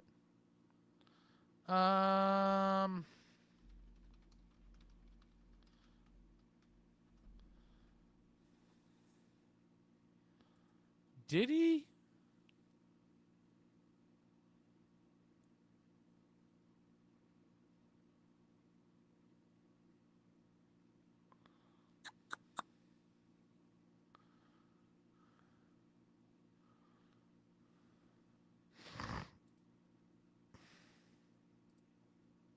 Jersey Roots, thank you. That's a badass mask. Yeah, absolutely love it. Brandon, I didn't watch the game today. Did the Devils get better not being stuck in their own zone for a while? For the most part. It happened a couple. I mean, it's unavoidable against a team like the Canes. It happens, but Jay Snow, Lenny, and Gritsuk next year. A lot of people are high on Gritsuk. I've seen some clips. I'm always skittish on these KHL guys, whether they actually come or not. There's a lot of money and politics involved, but if he could contribute, I would love to see it. Frank, Peter Sidorkowitz, haven't heard that name in forever. Nice. Yeah, it's definitely a throwback, Frank, for sure. Very obscure. Jay Snow, neither goalie's doing well in Utica. We're supposed to have good defensive prospects in Utica. Yeah, I'm a bit surprised myself with the hopes of both of those goaltenders, Dawes and Poulter, with multiple defensemen there who are in my opinion capable of playing in the NHL. I mean, you look. Let me just pull this up. Yeah, like Nemitz, NHL defenseman. Casey, NHL defenseman. Nick DeSimone, NHL defenseman. Tobias Villain, he's supposed to be an NHL defenseman as well. So you're talking about, 3 guys for sure that have played NHL games, and one that, by most accounts, is capable. You're talking about 4 NHL defensemen with NHL hopeful goalies. Yeah, it is just an interesting thing as to why they are so bad. Wolf Rock and yo, Ace, sorry I'm late, brother. What a win. I hate Carolina as well. Heavier, edgier, more violent. Let's go Devils. I drank out of the cup at Jay Dowd's house in 95. Wolf rockin', better late than never. Absolutely heavier, edgier, more violent. And drinking out of the cup at Jim Dowd's house is absolutely legendary, and I am insanely jealous. Jersey Roots, Jimmy Dowd's mom was my bus driver. Did you grow up down at the shore? What is he from? Brick, right? Are you in the Brick area, Jersey Roots? Insane Pollock, I always thought it was pretty dumb our AHL affiliate was not in Jersey. Yeah, I wish it was as well. I do think it is very hard. The business of AHL hockey, I think, is very hard because I do think it does cost a good amount of money to run a team between the contracts, facilities, all that stuff. And I do think that it would be, I think they try to put a lot of AHL teams in cities that don't have major pro sports teams because that becomes like the area's team. And so typically they could sell tickets more when they're not competing with the pros. So like, Albany doesn't have a pro team. So it's like Albany kind of rallies around the River Rats back in the day, or, a lot of these other AHL teams are in cities that don't really have major teams. So it's a little bit easier for them to kind of grow the fan base and sell tickets. He brought the cup around town. I did hear about that. Ryan, 2 wins over the Panthers and a win over the Canes. This team is starting to build something, I think. Oh, Ryan, you think correct. This team is the real deal Holyfield. Jersey Roots, most farm systems are out of the team state, yeah. Ryan, it's starting to get there. Keith thinks they're not close to where they should be yet. I mean, listen, it's only going to get better and better. Better and better. Max, I still want Gusev on the team to say that Goose is loose. What a shame that he didn't pan out. Yeah, and he went to the KHL and is tearing it up. The odd case of Gusev. Ryan, and went against Washington on Saturday, and this team is going to the right places. Washington seems always have our number like the Canes. Glad they got this done. One more to go, boys. Yeah, this is a big, big game now, Saturday night in Washington. I really hope we could find a way to win that one, because that would be, like I said earlier, it seems like every time we're in this position to like really make an exclamation point victory, they somehow fall short. And that happened, in Calgary on the last game of the West Coast road trip, and then Western Canada road trip. And then obviously in Tampa with the chance to sweep the state of Florida road trip, they also kind of, came out and lost another bad one. Hopefully they see this opportunity against the Caps Saturday night as a very big opportunity to then, I mean, that's just so crazy. If they could pull off the win against the Caps, to be 4-1 over a 5-game span where you play the Panthers twice on the road, Tampa on the road, Canes at home, and then Washington on the road, 4-1 over that 5-game stretch is legendary stuff. Absolutely legendary stuff. Max, LA Kings had their team in New Hampshire for a while. Yeah, they were the Monarchs, right? I think Biz Nasty of Spit and Chicklets fame played on that team. Yes, Brick, Tom's River, very nice. Jersey Roots. Jason, no, I thought Dawes would take another step this year. It could just be that Utica's a mess. Yeah, obviously it's hard to watch AHL games. I haven't seen any of it. But like I said, with all those NHL quality defensemen, it's kind of crazy that they're that bad. 0-10-1. Oh my God, it's like your season's over. Pre-Thanksgiving, like you're done. They would have to go on a miraculous, or at least multiple mini kind of winning streaks to even sniff the playoffs. Susswall, glad to see Pesci and Nason representing 22-11 in a great way. Hopefully Lemieux and Madden will be in the Ring of Honor. Susswall, could not agree with you more. Claude Lemieux is very high on my list in terms of players that, in terms of, I guess, order of preference of players that should be in the Ring of Honor, but I have both Lemieux and Madden firmly on my list. Any guy that is a 2-time Cup champion is certainly deserving, and then obviously Claude Lemieux winning the Conn Smythe in 1995 and being such an integral part of that Devils' first championship to come to New Jersey, and then wrapping it up with the playoff most valuable player, winning the Conn Smythe. Claude is definitely high on my list. Absolute legend, Claude Lemieux. Can't say enough good things about him, and he should be one of the first players inducted, in my opinion. I'm waiting for them to announce who the hell we're putting in. I think it's like only a little more than a month, or maybe almost 2 months away, but a little under 2 months, I believe, January 15th or whatever it is.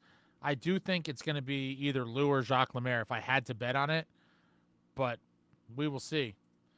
Good Lord, Calgary just missed on an open net. Now they got it.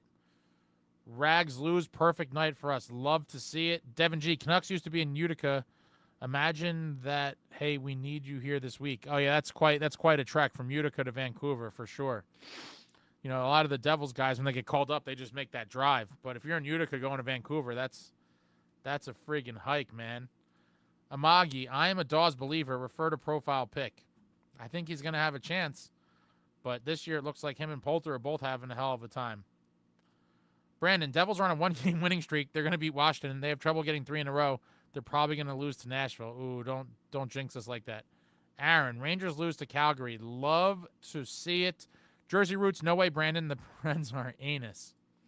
Wolf Rockin', by the way, thank you for sending out my t-shirt so fast.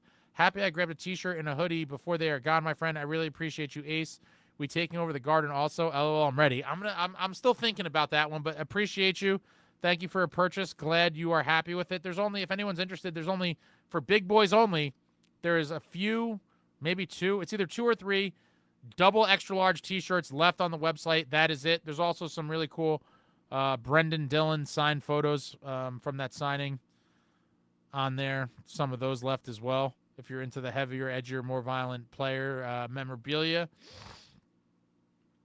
Pete, Flames or Devils Western Conference brethren? Listen, I don't think we play them again until March, but I'm hoping for some payback on Lomberg for sure. He did quite a number on Bastion. Yeah, it was just such a sorry. Watching that fight, it was sad, man. It was really sad to see him just get pummeled.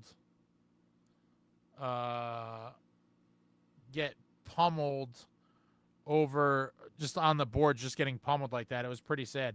Max, Sam Wu loves taking over the 150-foot garbage can. Definitely coordinate with him. By the 150-foot garbage can, are you referring to the garden? Is that what you're referring to? I really do want to go to that game. And I'm kind of pissed. I do think it would have ended up with me in jail. But before the line brawl, I told all my boys it was going to be such a wild game. And obviously at that point, after Rempe went hiding and got kicked out of the game before someone could bash his face in, and namely Curtis McDermott, like that game you knew it was going to happen. And when they both got put in the starting lineup, like I was pissed I didn't go. But I just don't see how I wouldn't have gotten arrested, because someone would have started a fight with me and I wouldn't have backed down. And so I would have probably been in a jail cell under Madison Square Garden after that amazing line brawl. Devin, Islanders, Rags, Washington, Carolina all lose. Big day for our Devils. Big day for our Devils. Absolutely it is.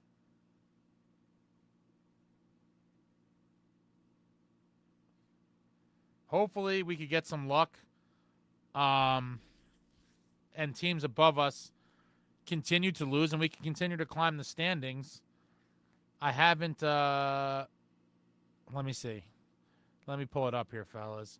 But again, we played so many more games. I just look at the points percentage, right? That's what I've been telling everybody all year. Like, points are great. Yeah.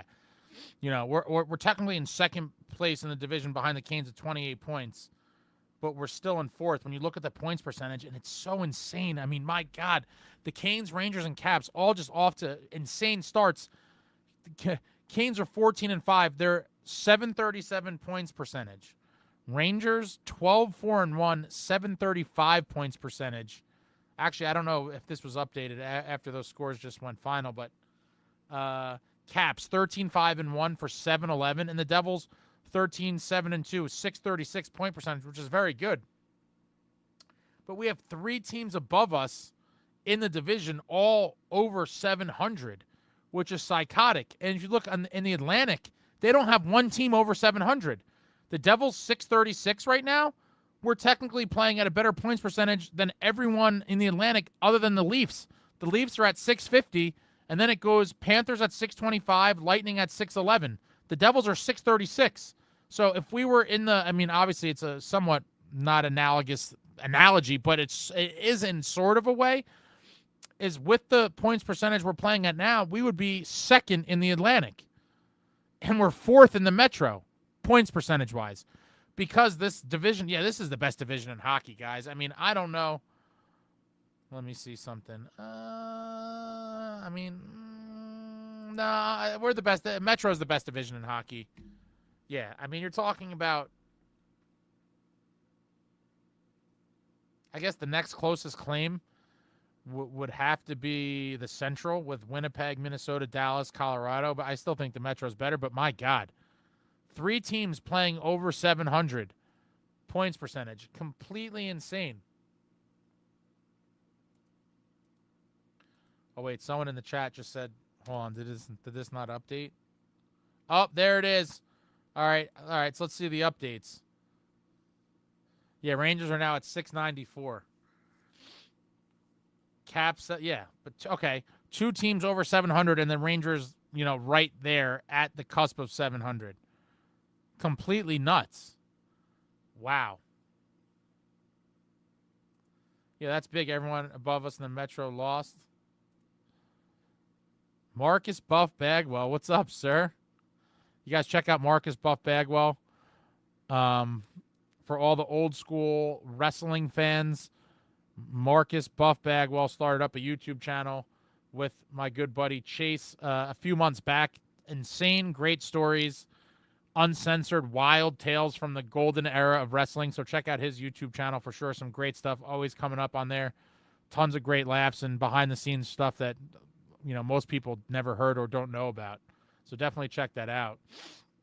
Frank, the jail at the Garden ain't that bad. Frank, did you do a bid in there? Did you do a little bid in the MSG prison? I mean, I'm sure I'll live, but it's not, I think you're paying lawyers to try to get expungements and shit. It's not fun. Jay Snow, Ace, you going to the December 23rd game versus the Rangers? I think I want to. That's the home game at 1 o'clock, right? I think that's a must. That's probably a must on my calendar. Max, MSG looks like a giant garbage can, hence the 150 garbage can comment. If you bribe the MSG mall cop, you can usually bypass the jail. Yeah. Their fans are just such shitheads. So it's one of those things that I just don't want to put myself in a precarious situation. I thought about going with some of my Ranger fan friends, which I think would kind of nullify any D-bags like trying to start fights with me. But maybe I'd just end up fighting my friends. I mean, that's a very good possibility as well.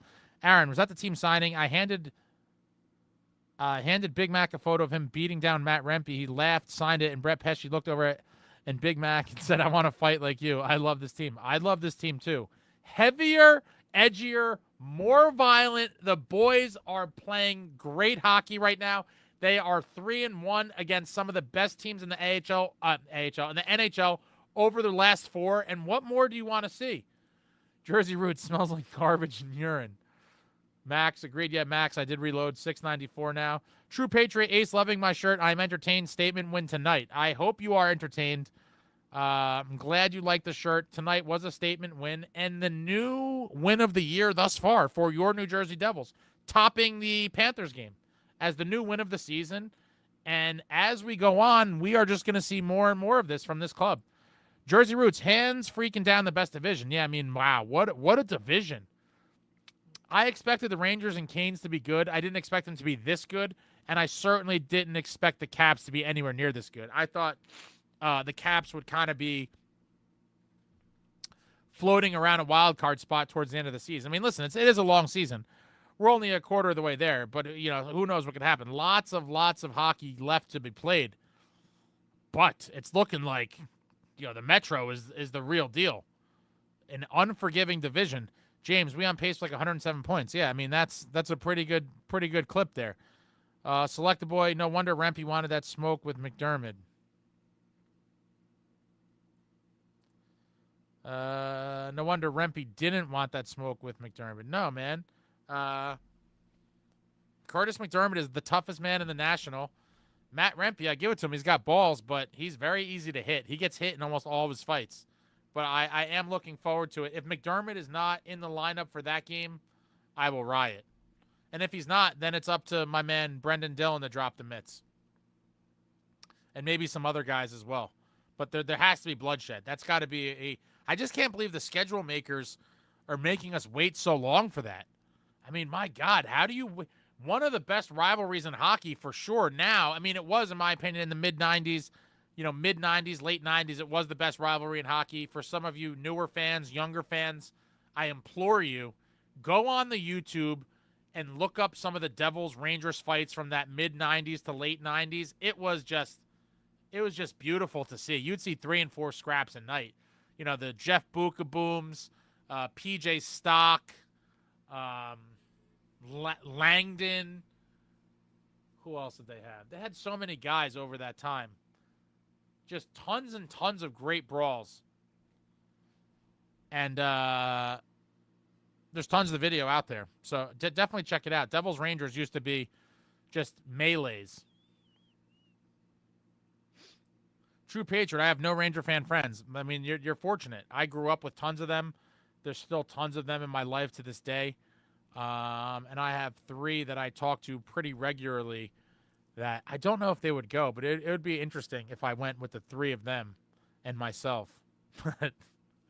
They would be if the Devils lost, it'd be the worst night of my life because the 3 of them, they're all big ball busters, and they would be roasting me relentlessly. True Patriot, got so many comments on my heavier, edgier shirt.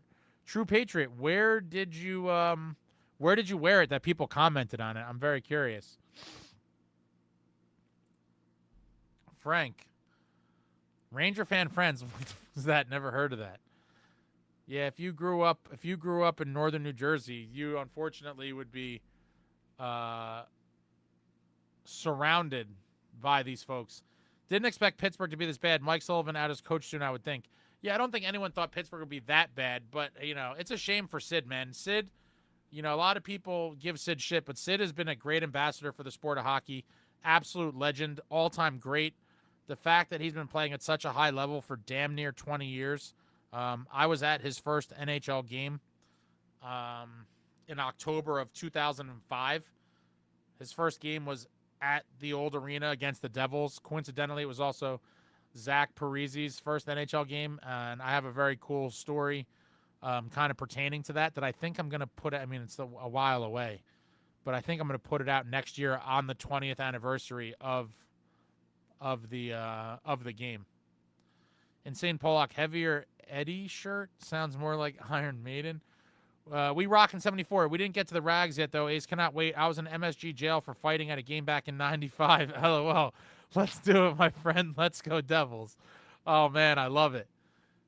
Back in, was it 95 before? Was it after the, oh, shit, I knocked your comment off. Hold on. Was it in 95 in the regular season, like after they knocked us out in Game 7 and then before we won the Cup the next year? Was it like the 94-95 or 94-95 regular season, or was it the 95-96 regular season after we won the Cup? I'm curious what year that was. True Patriot, I didn't go tonight because it was the Canes. I'm sorry I passed. Yeah, I wish I could have made it. I didn't not go because it was the Canes. I just had some stuff to take care of. Max, also Brunette won't be there much longer, I don't think. I mean, wow. It's just crazy to see what the hell's happened to Nashville, especially after swooping in free agency and getting Stammer and Marchessault. I mean, my God, who would have really believed that they would be this bad? Did they play Wednesday night? Oh, yeah, they got shut out. Oh, my God. When it rains, it pours.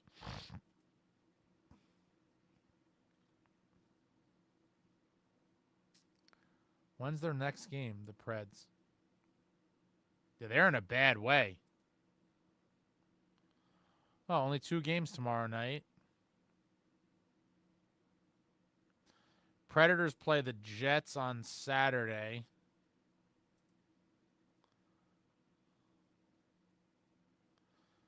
So they're probably going to get crushed by them, and then they're going to come to New Jersey. Yeah, wow.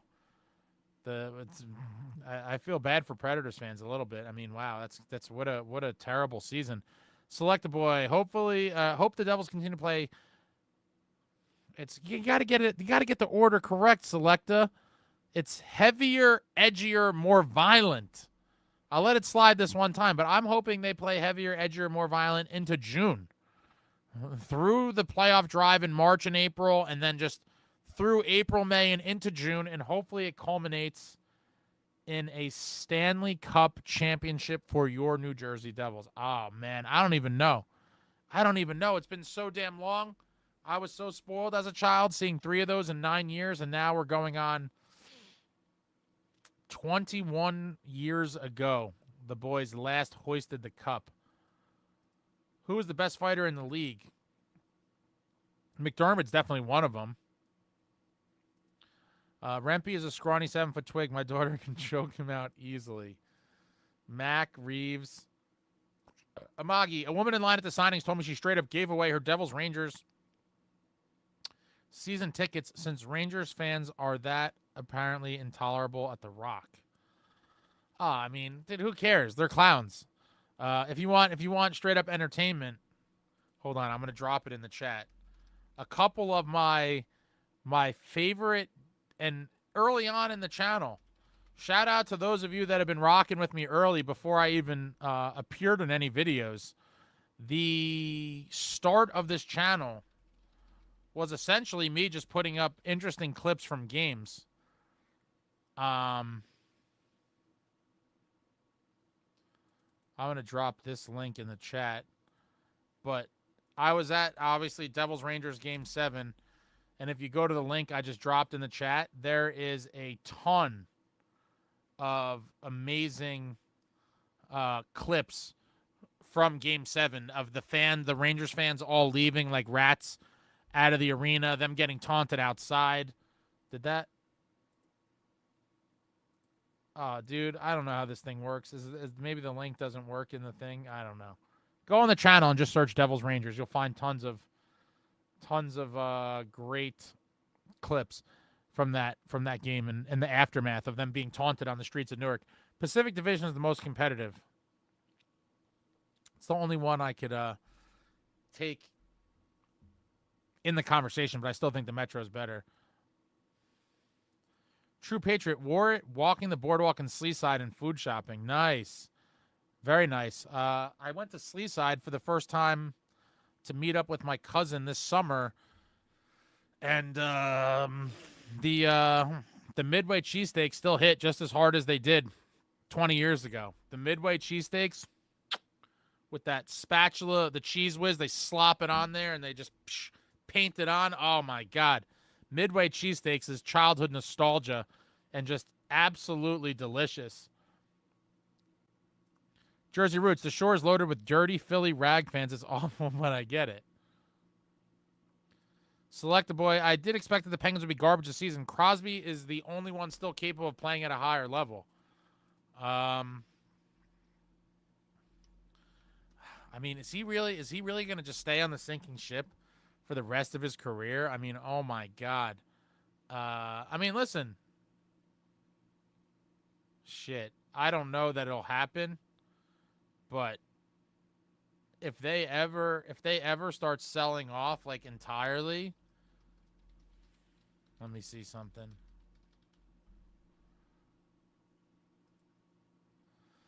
Yeah, he makes too much money. I would love Geno Malkin. I've loved that guy for years. If somehow we could ever get Malkin, oh my God, I would take him in a heartbeat. I would take him in a heartbeat.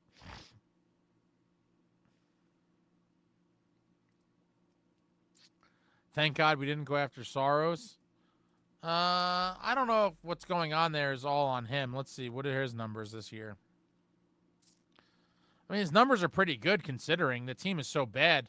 Yeah, I mean, dude, he's 5-2 with a 252 goals against and 916 save percentage. I mean, those are pretty damn good numbers. Yeah, I don't think Saros is the problem there. Yeah, I'm just looking at his last 5 games. November 9th versus Utah, 27 save shutout. November 11th, Colorado. He gave up 3 goals on 32 shots, a save percentage of 906. 11. November 15th at Calgary, gave up 1 goal on 32 shots, 969 save percentage, and lost. I guess they got shut out. November 17th at Vancouver, gave up 3 on 27 shots, 889 save percentage. And then at Seattle, 2 goals on 36 shots, 944 save percentage. I mean, yeah, he's playing well. The Predators can't score. Stamkos and Marchessault wishing they signed with the Devils now. I mean, listen, maybe not. They got big contracts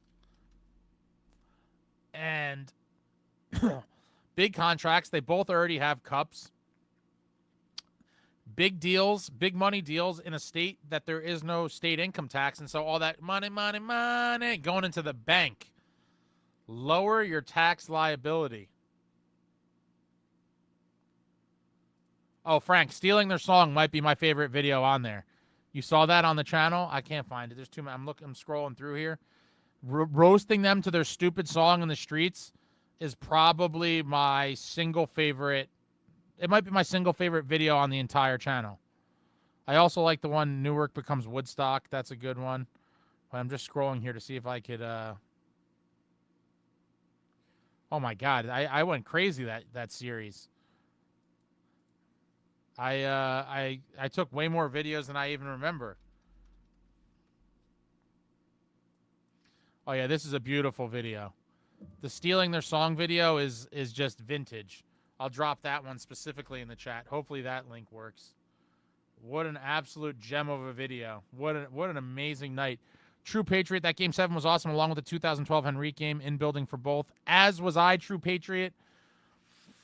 Two of the greatest nights in the Prudential Center, I would say.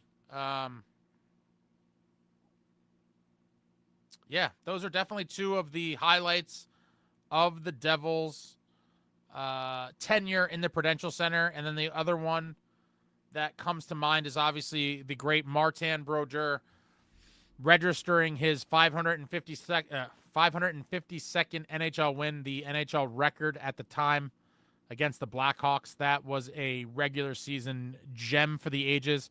Patrick Elias also broke Johnny Mac's long-standing franchise points record as well on the same night. St. Patrick came out with the green plastic leprechaun hat. What an absolute night in Devils history. Midway cheesesteaks for the win, True Patriot.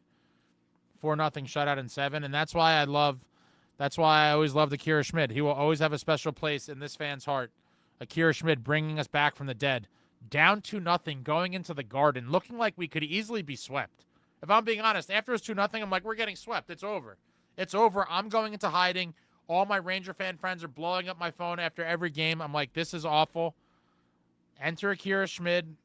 Enter the turnaround of the season. Oh, Sawmill Pizza, too, hits the spot. Jersey Roots. Woof. You guys are bringing me back. I used to go to Sleeside regularly as a kid. Sawmill Pizza. Big-ass slices. You love to see it. Max, disagree. Malkin can still play. That guy, Erik Karlsson, though, he is brutal. I've never liked Erik Karlsson. I always thought he was a cancer. I always thought he was an awful defenseman, but they gave him the Norris a couple seasons ago because he had 100 whatever points. He was a minus like 30-something or 40-something, I believe, on the Sharks. One of the worst. I think it actually was the worst team in the league that year. And to me, they made a complete mockery of the Norris Trophy by giving it to Karlsson in that year. And I've always hated Karlsson. But Gino Malkin, I absolutely love Gino. And if somehow they could make it work, I would love Gino on this team. I would love Stammer as well. Two legends that I would love to see wear a Devils jersey. Wolf Rockin', best cheesesteaks ever in Sleeside. Can't disagree with you. Midway is phenomenal. Steaks Unlimited is pretty good. Home of Tommy Cheeseballs of MTV Jersey Shore fame. Select a boy. If they trade Crosby, it's going to be a wrap. I just don't know. I just don't know if they will. I mean, I think he signed the deal to stick it out, but maybe he didn't think they were going to suck that bad. I'm very curious to see how it all plays out. I mean, it's a shame. I think he wanted to do the admirable thing and retire a Penguin and maybe try to go on one more playoff run. But, like, if it's so abysmal that it's clear they're never going to do anything, I mean, I think the Penguins owe it to the fans of hockey in general. Like, how are we not going to see Sid in the playoffs ever again? That's pretty crazy. John Woodson, George Laraque would stomp all these modern-day fighters. And John Woodson, you say a lot of complete nonsense, and I think a lot of your takes are complete garbage. However, this one I firmly agree with you on, and a lot of the other tough guys of that era, I think George Laraque and guys obviously like Probert, Domi, Grimson, like all the tough guys that era would kill most of the guys that fight nowadays. Not all, but most would just get destroyed. Those guys were a different breed. George Laraque definitely being one of them. Dan, just got off work at the restaurant. Can't wait to see the highlights. There's some beautiful highlights indeed. Max, Rags fan screaming rent-free after we did the song on the street like Cope Harder. Oh, it was amazing. It was amazing. Select a boy for the Slapshot song. It should have been no. Oh, man, I loved it. When I heard that, the DJ play that shit, I was outside just loving life. What a fun night at the Rock, man. It really was. Wolf Rockin' 74. During that song, were you on a bus or truck, Ace? You looked above everyone, brother. So I will tell you, I realized what was going on, Wolf Rockin', and your boy Ace was like, I need to seek high ground. Did a quick pan, and the highest ground I could find was, I believe it was, they had these huge planters that I jumped up. So, like, the planters are not that tall, but tall enough where, I'm 6 foot tall even. So even with my normal extension of my arm, I could usually get above crowds to get decent aerial footage. But then when I could get high ground, like, and boost it up, and I was jumped up in this planter and was standing in mulch chips, then with the planter, with the arm reach, I could get, like, super aerial view. And so that's where I was. I was not on a bus or a truck, but I was in a planter and then reaching up to get over the crowd to get, optimum footage. True Patriot, my 16-year-old daughter was dancing on tables outside. She was born into hockey hate. I'm sure she had a grand old time dancing in the streets of Newark, taunting Ranger fans after Game 7. It does not get much better than that. Max, that works with Jack's line. Bratt, Hughes, Malkin, that would be nightmare fuel. Yeah, man, there's a lot of guys, but with the money in the cap situation, it's all going to be murky unless you're somehow dumping Palat or Dougie. I mean, because those are just the two big contracts that kind of jump off the page. Any guy of that ilk with Bratt and Hughes, I think, would be phenomenal. I would love Malkin. I would love Stammer. And I will be the first to admit, I am a sucker for legends. I thoroughly enjoy seeing NHL legends that I watched over the years play for the Devils, but I don't want to see washed-up legends. But with that being said, I don't think Malkin or Stamkos are washed up, and I do believe either one of them could be a very useful piece on a Devils Cup run or two. So I would love to see it, again, because of the salary cap situation, unless Fitz works some real miracles or moves, several players in a deal. I think it's going to be tough, but I would absolutely love to see it. Select a boy. Eric Carlson was a brutally overrated defenseman. Someone else should have won the Norris. Couldn't agree more.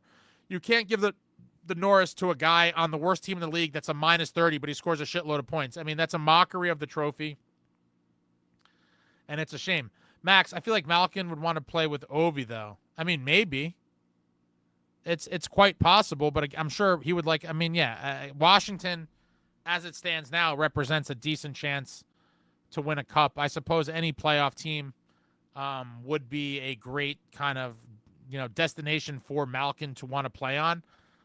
It does suck that we don't have. I don't think we have any Russian guys to really, tempt him to want to come here. And I'm sure that in the event that they were trading him, that they would give him as much consideration as possible to where he wanted to go before they dealt him. I think the organization would give Geno Malkin that sort of respect. So it could be difficult, and maybe he would want to go to Washington. I'm not aware of what their cap situation is either, but it would be interesting to see that team just kind of dismantled. True Patriot, when are we doing a live run-in with the Devil Show at The Rock? I don't know if that's my thing. I'm not against it, but, I don't know. It's very hard. Out in the wild, it's hard to control a lot of stuff, as you guys could see. And again, everyone wants to bag on me with the microphone and stuff, but it's not the microphone. This is a very good microphone. It was several $100s. I didn't skimp and buy a shit microphone. It's a very good mic. It is a software issue with the program I use to stream. It's not the mic.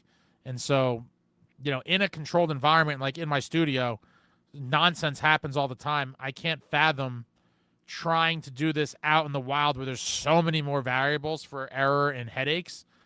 Not to mention just the people element. I don't know. I'm not against it, but I think other people enjoy that stuff more. I don't know.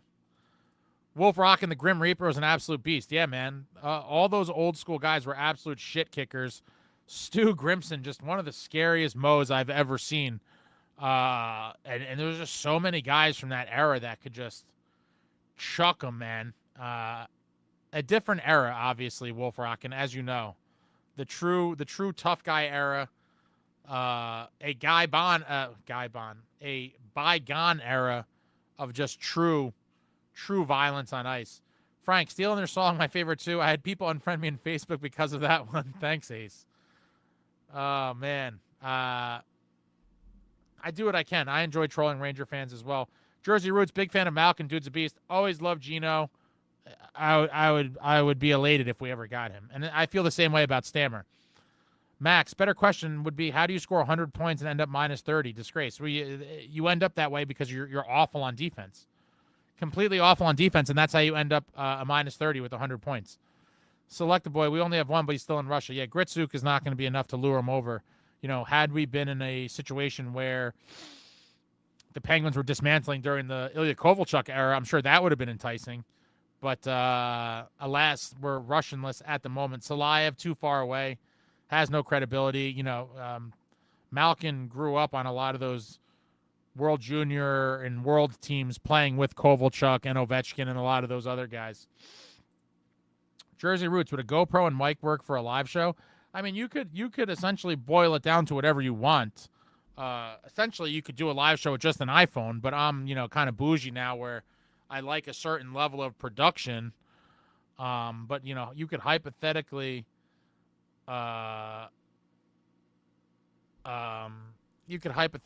do it with anything, including just a phone. Yeah, Gritsuk, again, that's not going to move the needle for Malkin. Wolf, you're 6 feet 8. You look 5'6" next to Dylan. He must be a giant. I want to pick. You only use Venmo, bro. Wolf Rockin', email me. We could figure out something else for payment. But yeah, I'm legitimately 6 foot. Dylan is a monster. I believe he's 6'4" or 6'5".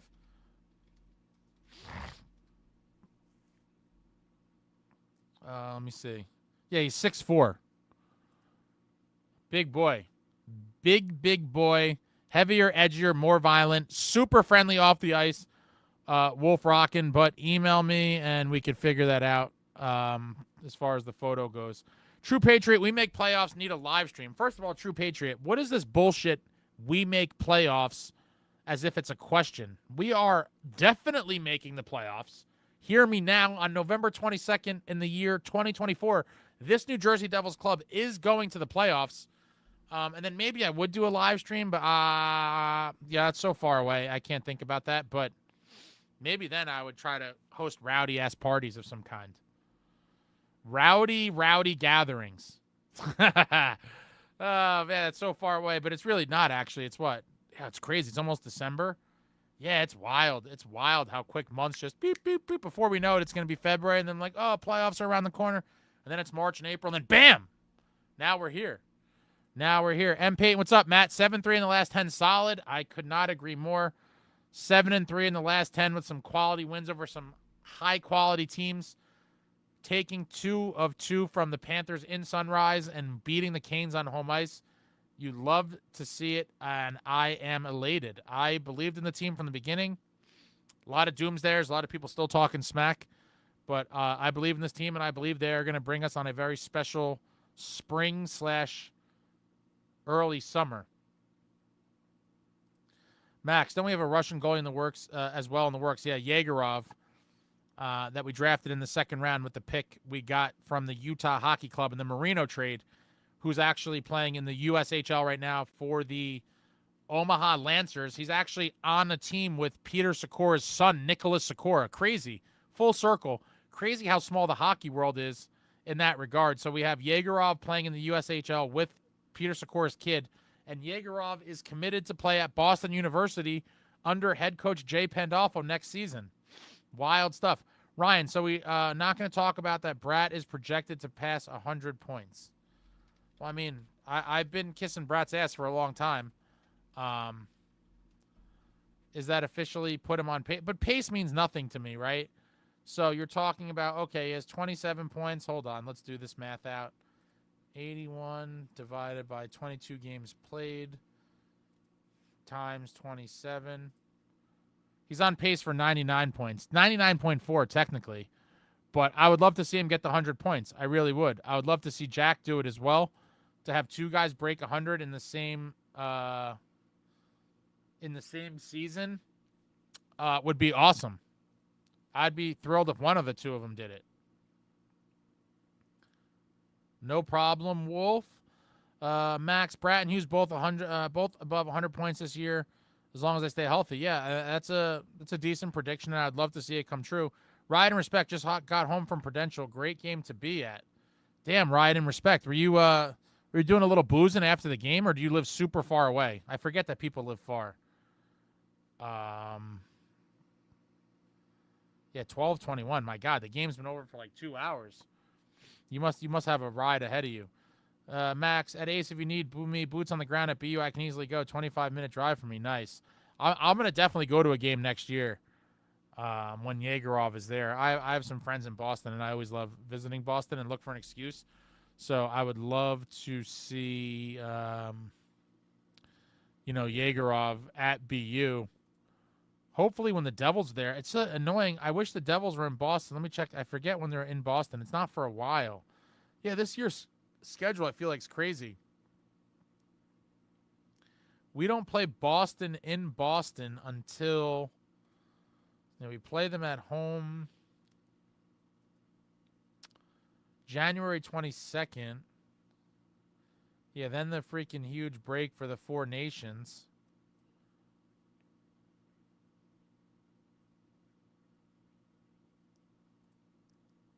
Yeah, it's crazy. We don't play Boston until the second last game of the season in Boston, April 15th. Second to last game of the year. Unbelievable. I won't complain because it's warmer weather, but my God. Insane Pollock. The only thing that could derail this season is World War III. I agree with you. Wolf, I want to beat the Lightning so often bad. Ace, I'm sick of making them look good like an 8-0 stomping. I would love to see it. It would be nice.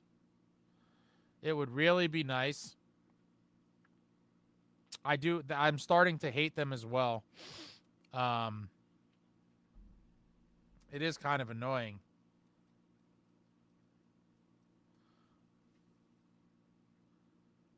That certain teams just seem to own us.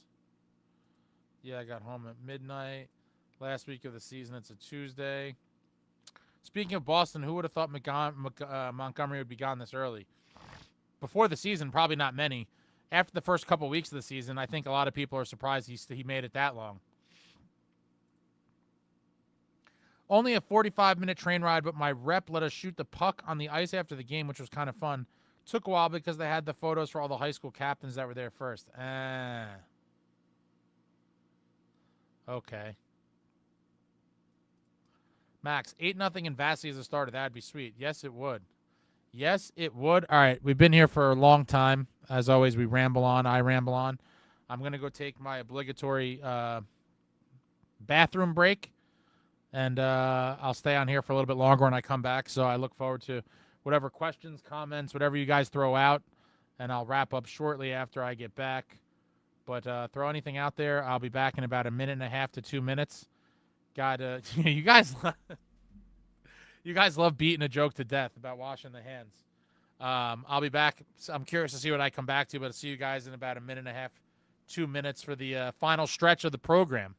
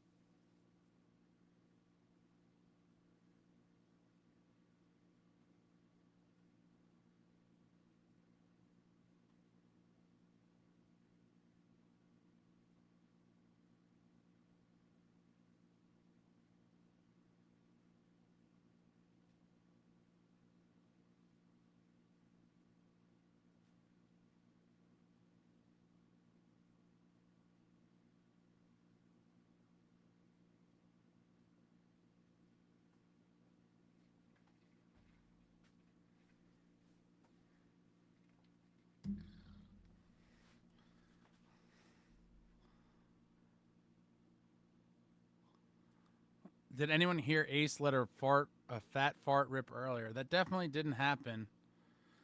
But if I did, I would own it. I definitely did not. You guys are pretty funny. You swear you heard one. Ride and respect. All I have to say is seeing Canes fans melting down on social media is fueling my night. I mean, are they really melting down for a loss in November when they've had the start that they've had? I mean, my God. Tropical Storm fans, they got demoted by us tonight. I guess the urge to pee is like the 2-minute warning of the end of the podcast. Not necessarily 2 minutes. It's just, the winding down time. But it happens. I myself tend to crop dust every now and then. Oh, God. Wolf, thanks for everything, Ace. Have a great night, my brother. I'll email you about the pick. Good night, bud. Good night, Wolf Rockin'. Yeah, for those of you that didn't see the Dylan video, I have a couple. There's some select photos left of Brendan Dillon just scrapping it up that are for sale on the website. There's a few extras. I recorded a pretty cool video at the signing of me talking to Brendan as well. They all have the exclusive Run In With The Devils inscription from Brendan, heavier, edgier, more violent, and upside down there. And there's a nice fight photo with Tuck. Those are on the website now in the shop. Maria, tropical depression at this point. Ace, did you know their third jersey with the flags on it is it actually is flags for a tropical storm? I did not know that. Is that what the thing on their shoulder patch is? Those are technically tropical storm indicators. Insane Pollock, it was a good W. Now let's not disappoint against Washington. Yeah, no, I'm not. It seems like they I don't want to keep saying it, but it seems like in the one, like for the real exclamation point, they always come out with the flat letdown performance. Wow, and they were shut out, actually. I didn't even think about that before when I said it. The two ones that stick out to me is the third game of the Western Canada road trip with the chance to sweep the trip. They get shut out by Calgary. It was a 0-0 game until about 5.5 minutes left in the third before Markstrom gave one up to Blake Coleman on that tip from Kevin Ball. And then in the last game of the Florida trip, state of Florida, shut out by the Lightning. Hopefully they come out and just do a number on the Capitals, because that would be a real statement. To go 4-1 over that stretch of 5 games would be something really special. Ride and respect. I was looking at the board throughout the game, and how about that Columbus-Tampa game? What happened there? Yeah, I don't know. Someone posted that in here. 7-6. Yeah, weird league indeed. Last year, Washington was their kryptonite. I was at the 6-3L last year. Worst one was San Jose since we beat ourselves. Yeah, I mean, listen, Blackwood played an incredible game. I thought they could have tested him a little bit more than they did. But, he was coming in with a vengeance. And coincidentally, I forgot to mention this, I think, after the game, that Zetterlund scored too, but it got called back. Another former Devil putting in a goal against us, and they called it back. He was probably super pissed about that one, and I'm sure he wished that it counted. But, they played good enough to win, and we played good enough to lose, despite the 42 or 44 shots, whatever it was that we threw on Blackwood. He found a way to stop them all, which really sucks. Which really, really sucked, but that game is behind us. Your New Jersey Devils are looking like they're on the up and up. Does anyone have anything else here? Max, San Jose held a good structure. Props to them. Kept us to the outside. Yep. Clog up the middle and force those ugly perimeter shots. I know this has probably been talked about tonight, but Noesen is my favorite acquisition from this offseason.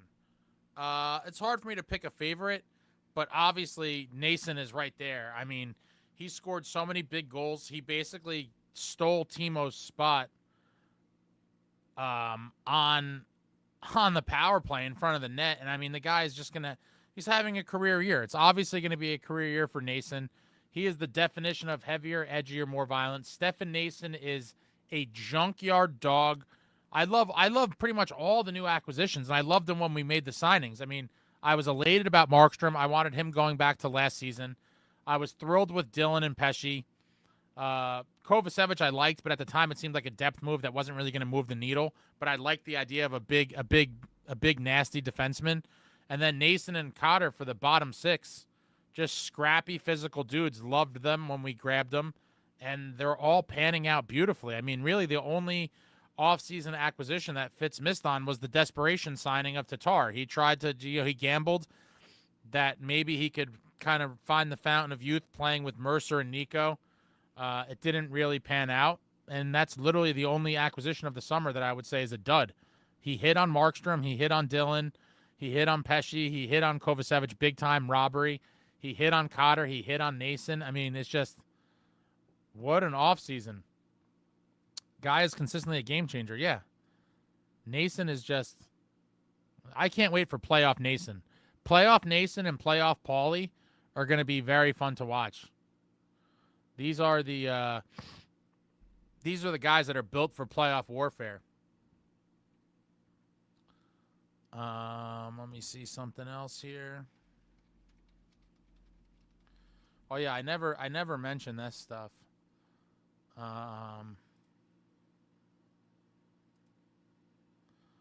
Bear with me 1 second here.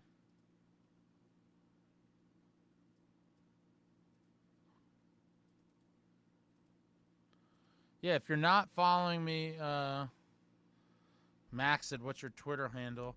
I put my Twitter handle in there. If you're not following me on Twitter, please do so. I'm not very active on there, but I plan on becoming more active soon.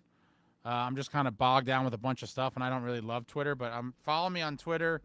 Follow me on Instagram. I just dropped that link. I'm just going to drop all the links. No, everyone hates on the Facebook, but there's going to be, listen, guys, contests are coming soon. Giveaways. There's going to be giveaways for each platform exclusive, and Facebook's not going to have a lot of competition. I just dropped the Facebook one in there as well. Follow me on everything, Twitter, Facebook, Instagram. I'm on all these things. Jay Snow would love to see the Devils get a 3-seed, move Haula down.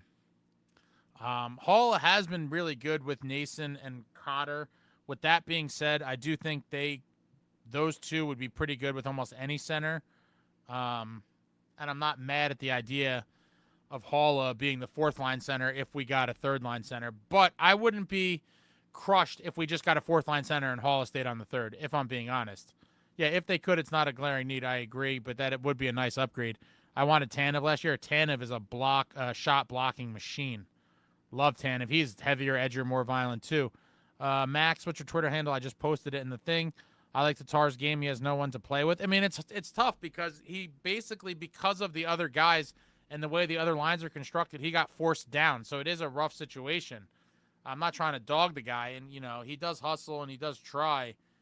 But just kind of the way everything shook out, it's almost like he doesn't have a home, and it's tough. Ride and respect. I still like Tatar, but he's been disappointing for sure. The rest, though, have been spectacular. Curious to see what Fitz does this time around, if and when they are buyers rather than sellers. Oh, we're definitely going to be buyers. Max, I can't message you on Twitter because I'm not verified.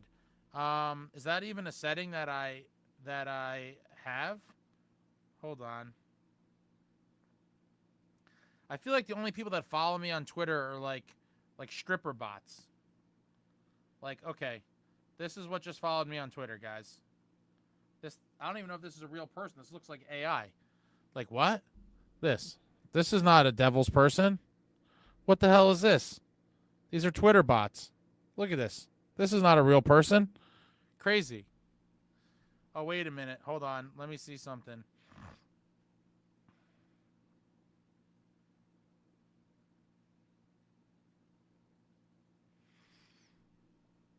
How do is that a setting I could change, Riot and Respect? Or Max? Sorry, I'm all over the place here. I don't know that I didn't try to set it up like that. I mean, I'm not verified. So I don't know why you can't message me because you're not verified. I wouldn't even. This is why I hate all these things. Let me see. Oh, hold on. It's done. Thank you for pointing that out, Max. It goes to show you that this old man hates all this shit. But now I checked. Oh, see, shame on you, Max. If you followed me, you would have been able to send me a message because it said people you follow. All right, my bad. I'm all messed up now. But I checked the thing that allow messages from everyone. So now everyone, including the sex bots, will be able to message me. So I'm sure I'll be getting a lot of fake messages as well. And I think, hold on, let's see what else followed me recently on the old X Twitter. All right, that looks like a real person.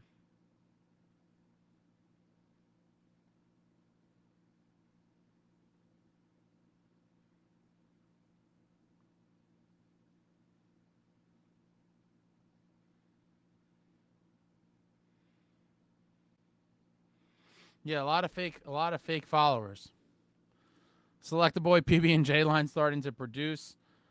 Jay Snow Ace, I wanted to see Foot tonight. I think he's going to get his chance. I don't know when, but I imagine he's going to get a chance. I don't think they called him up for him not to get a chance. I want to see Foot as well.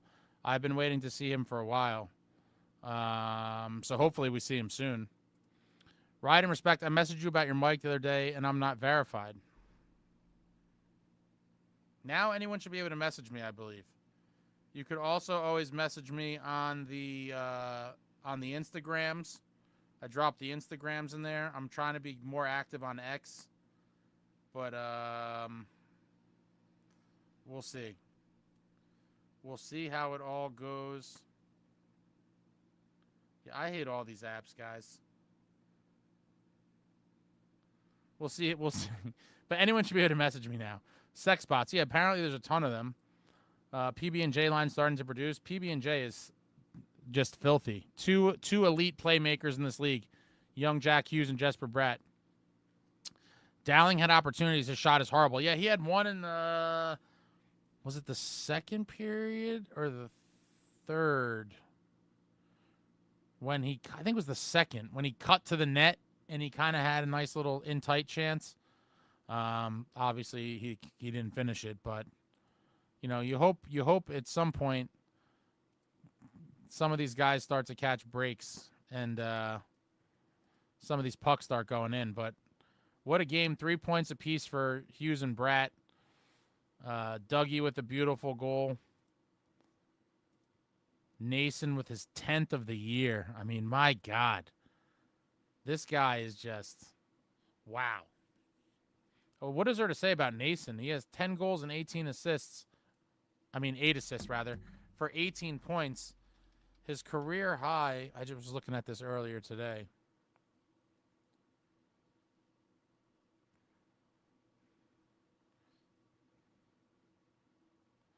Yeah, he just topped his previous. Last year, he had 37 points in 81 games played. He has 18, which is basically half of that in the first quarter of the season. You know, he's on pace. Again, I hate playing the pace game, but a lot of you guys like it, so I'll just do it for the moment. 82 divided by 22. Right now, Stephan Noesen is on pace for 67 points. My God. 67 points. 30 points more than his career year, which was last season, when he had 14 goals and 23 assists for 37 points. He's only 4 goals away, a quarter of the way through the season, 4 goals away from his career high of 14 from last year. I mean, this man might have that before December hits on the calendar. What an absolute start for Noesen. Beast. Maria, Jay Snow, wanted to see Foot tonight too, but I actually saw him hanging out in the Club East. What's Club East, Maria? So many clubs in the Rock now, I can't keep track. Jay Snow, Foot's a first-round pick who's never been able to stay healthy. I just want to see if he can play. Same. A lot of us thought we were going to see him last year. He got injured, and then they signed him, and then, now what's happening this year? Multiple injuries. He still didn't get a crack. I'm curious to see if they go back to Bowers next game or if they maybe throw Foot in there to give him a chance. Or maybe they take Dowling out and shift someone else to center. I don't know if... I think Bowers is a center, actually. I think Bowers can play center. I'd be interested in seeing that. I'd be interested in seeing Dowling out and put Bowers and Foot in. But there's options. There's definitely options. Ride and Respect. Luke's defensive play has been marginally better as of late. I know the points will come, so not worried, but he really seems to be making a step. I would say it's better than marginally better. I would say it's a lot better. Last year, we saw Luke taking crazy chances, gambling, pinching in far, going behind the net, kind of making crazy passes. You're not seeing as much of that from him, and obviously he's paired up with a very sound, defensively responsible partner in Pesci. It's going to help him out on a lot of nights. Nason had like 40 something in the AHL. Yeah, someone mentioned that in the previous live that he won the he had the most goals. He won the AHL equivalent of the Rocket. I wanted Hallinan instead of Dowling. I absolutely wanted Hallinan. He's definitely heavier, edgier, more violent. But Hallinan, I believe, is a winger. But I still would have liked to see him brought up at some point as well, just to see what he could do. And who knows, maybe that'll be the next wave. He's one of the next guys on the list. But Bowers and Foote get the call before him. I think it's officially Club Lounge East, Section 1819. I love Foote and Bowers. Would love to see more of their game. Select the boy. With Nason being a beast makes me question that if Nason's drop in performance when he was with the Devils previously was really his fault. No, he became a new player in Carolina. He went to Rod Brindamore University and thrived there. And now he's taking what he's learned from Rod and that somewhat of a juggernaut Carolina program, and he's brought it back to New Jersey as a more mature, experienced, wiser NHL player, and we are reaping the benefits. So thank you, Rod Brindamore University. Stephan Noesen has emerged as a complete beast for this 24-25 New Jersey Devils club. Ride and respect, true. I'm thinking some of the defensive gaffes last year and definitely much better. Oh, some of them last year were just oof. He was on the other team's highlight reel a lot, and you're not going to see that a lot this year. I think General Keefe was like, no. You're a defenseman. You play defense. You'll sometimes get pucks in the net for us, but your primary job is to keep them out of the net. Hallinan plays a heavy game and has more offensive touch. I'm not sure if he could play C. Yeah, I think he's a winger. But either way, I mean, give him a look, right? You know, I wanted to see all those guys. I don't know, again, if they're going to go back to the Dowling Bowers combo. But I'm not married to Dowling. I mean, we've seen him for a good stretch now. I think that was his 10th game or maybe even 11th, but I think 10th. So it's like, yeah, I mean, I think, you know, in a pinch he could play, but I would rather see Bowers play center, and then I'd like to see Foote and Hallinan on the wing on the fourth line. Insane Pollock, Luke's not making that bonehead pass behind the net anymore since Pesci started playing with him. Yeah, and I think even with Siegenthaler, you see the difference for some defensemen, how much better they look overall when they're paired with a sound partner. It can make all the difference in the world, and I think Kovacevic was exactly, or a guy like Kovacevic is exactly what Siegenthaler needed to rebound after supposedly being injured and kind of struggling last year. You see with Kovacevic what they've been able to do this year, and it's been nothing short of spectacular. Jace, no, honestly, I wouldn't care if Bastian was cut. I'm not in love with his game at all. I mean, unfortunately, I'm kind of right there with you. I just feel like for the fourth line, I need a little more either toughness or goal scoring or whatever it is.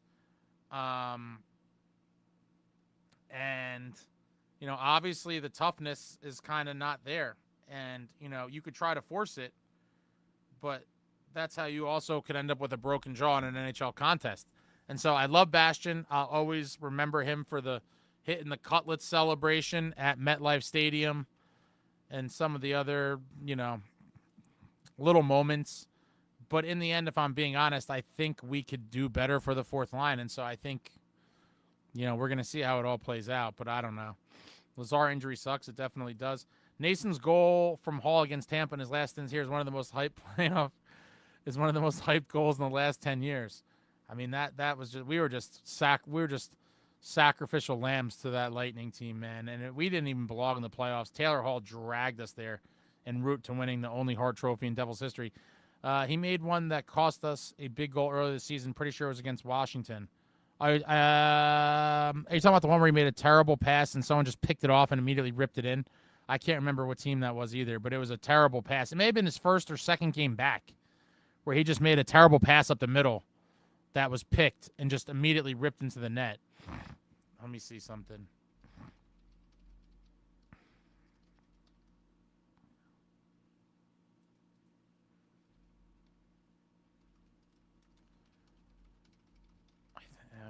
Was it Washington?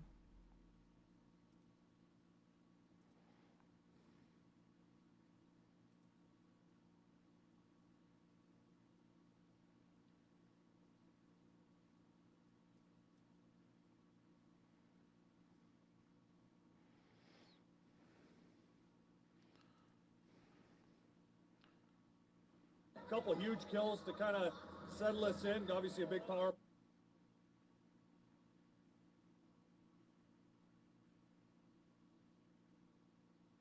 I'm just trying to see. I can't remember what game it was, but Luke literally threw one right up the middle that was just such an ill-advised play. I can't remember who it was. That was when Luke was paired with Nemitz. I want him to sign Lombard. He's a mutant. Yeah, he's an absolute animal. Yep, it was Washington.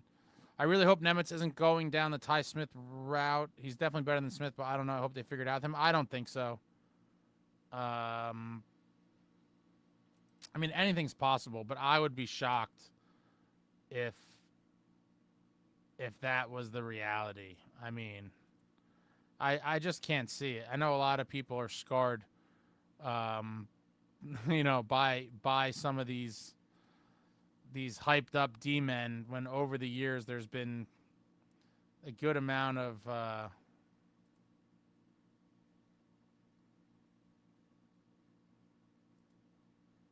right, so I think the one I'm thinking of. Has Pop assists on it at 18:09.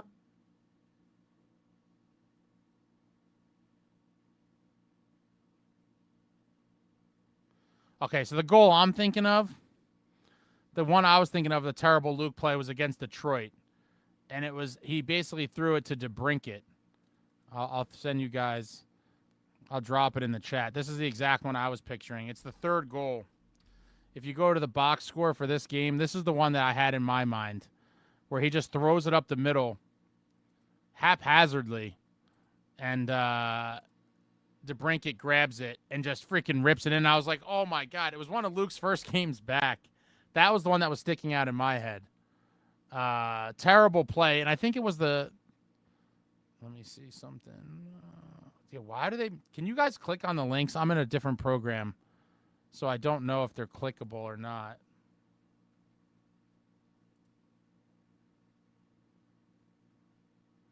And at the time, that was a go-ahead goal. It was a 1-1 game, and he threw that terrible pass, and they took the 2-1 lead. That was the one I had in my head. But, you know, hopefully, you know, that was early on, and hopefully a lot of those kind of plays are behind us. But, yeah, that one I remember when it happened, I was like, oh, my God, here we go again. I'm sure the general gave him a very stern talking to after that, but me and my buddy were texting like, holy shit, that was just nightmare fuel. Jay Snow, would you trade Nemitz for a forward? I've talked about this before. I really do think Nemitz is going to be a very good defenseman in this league, and I would try my best not to trade him. With that being said, I would trade him for a forward, but I wouldn't trade him just for any forward. It would have to be something truly substantial, and I think it would have to be something, you know, more of a long-term kind of guy than a short-term. So, like, you know, again, I'm open to trading him, and I hate to keep using this guy as the kind of, you know, talking point. But, like, in a trade for Brady Tkachuk, I definitely trade Nemitz without thinking about it. You know, I love Nemitz. I think he's going to be a great player. With that being said, for a guy like Brady, I think he makes the team exponentially better from day one. And because of his age, he could be with this group for a long time. And so for a guy like him, I do trade it, Nemitz. But I wouldn't trade him for a more, like, temporary solution for an older guy that's, like, more of a, maybe not a true rental, but anything remotely resembling a rental, because Nemitz is a, you know, he could be a franchise defenseman. He's super young. And so I would like to only trade him for something really substantial, and Brady Tkachuk would be that. I don't have other examples, you know, off the top of my head of other guys that I would trade him for, but it would have to be, again, someone special, someone that I believe immediately makes the team a more of a cup contender, and for more than just 1 year.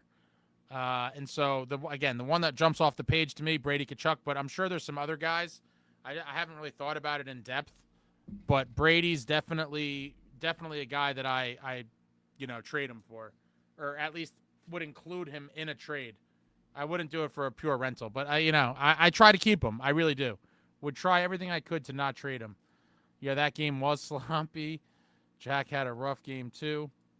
Yeah, Jay Snow, if you trade Nemitz, it's got to be for the right piece. I agree. It's got to be a more, it doesn't have to be super long term, but it just can't be like a 1 or 2 year rental. I would like to get a guy, if you're going to trade Nemitz, that puts you in a really good place for like 3 or 4 years. That's to trade Nemitz for anything short of that would be all right. Max, I'm looking at what the hell? Oh, this is old school. You did it off the TV. Let's see. Let's show. This is Max's video. I'm trying to get you into focus. This is a Noesen goal. When does the goal? What did I miss here?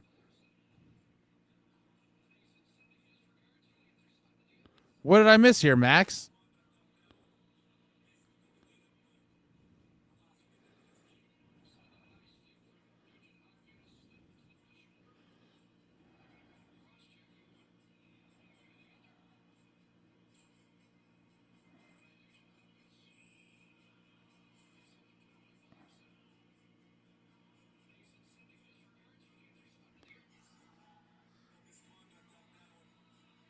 Did he wave to him? I missed it.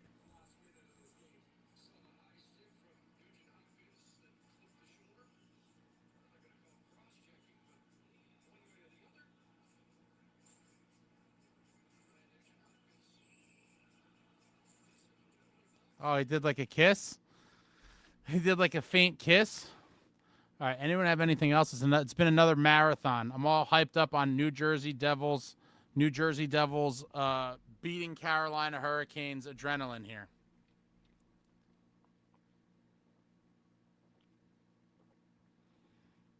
This is the iced coffee tank. So it keeps me alive, running on fumes with the New Jersey Devils victory adrenaline.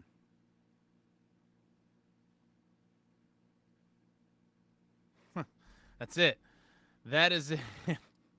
Noesen taunts Ryan Nugent-Hopkins. Ryan, respect, all good for me. Haha, I'm ready for bed. It's been a pleasure as always. All right, thank you all for coming out for this joyous occasion where your New Jersey Devils have defeated the Carolina Hurricanes by a score of 4-2 at the Prudential Center, winning 3 of their last 4 games against quality opponents, beating Florida twice in Sunrise, that stinker in Tampa Bay, before returning home, beating the Hurricanes 4-2. Jack Hughes and Jesper Bratt with 3 points each. Stephan Noesen just continuing to be a dog down low and in front of the net. Markstrom just doing Markstrom things tonight in his 500th NHL game. Congrats to Marky. A big W. The mothers, the moms, the New Jersey Devils moms in attendance got to see a beautiful win. And your New Jersey Devils, folks, are the real deal. They're the real deal. I told you guys in the summer. I told you in October. I told you after losses when the Doomers came out and said the sky was falling and the season was over and this is the same team. I said, we are heavier, edgier, more violent. We have a new general behind the bench. General Keefe will right this ship. These boys will be good. And by God, was your boy right? And did General Keefe make me look good and make this team look good? Your New Jersey Devils are just bringing us on a ride, guys. Just sit back and enjoy. I am hoping maybe I'll do a little pregame thing Saturday. I'm going to be fired up for Saturday for sure. Love Saturday games. Saturday against the Caps. Hopefully they get it done. That would be a very, very big win. But that's all I got for you guys now. What a night. Thank you all for coming out and celebrating. What a win. What a game. What a team. What a season we hope for this to be. And that's it. That is all. Like, comment, subscribe, and all that jazz. Until next time, friends, let's go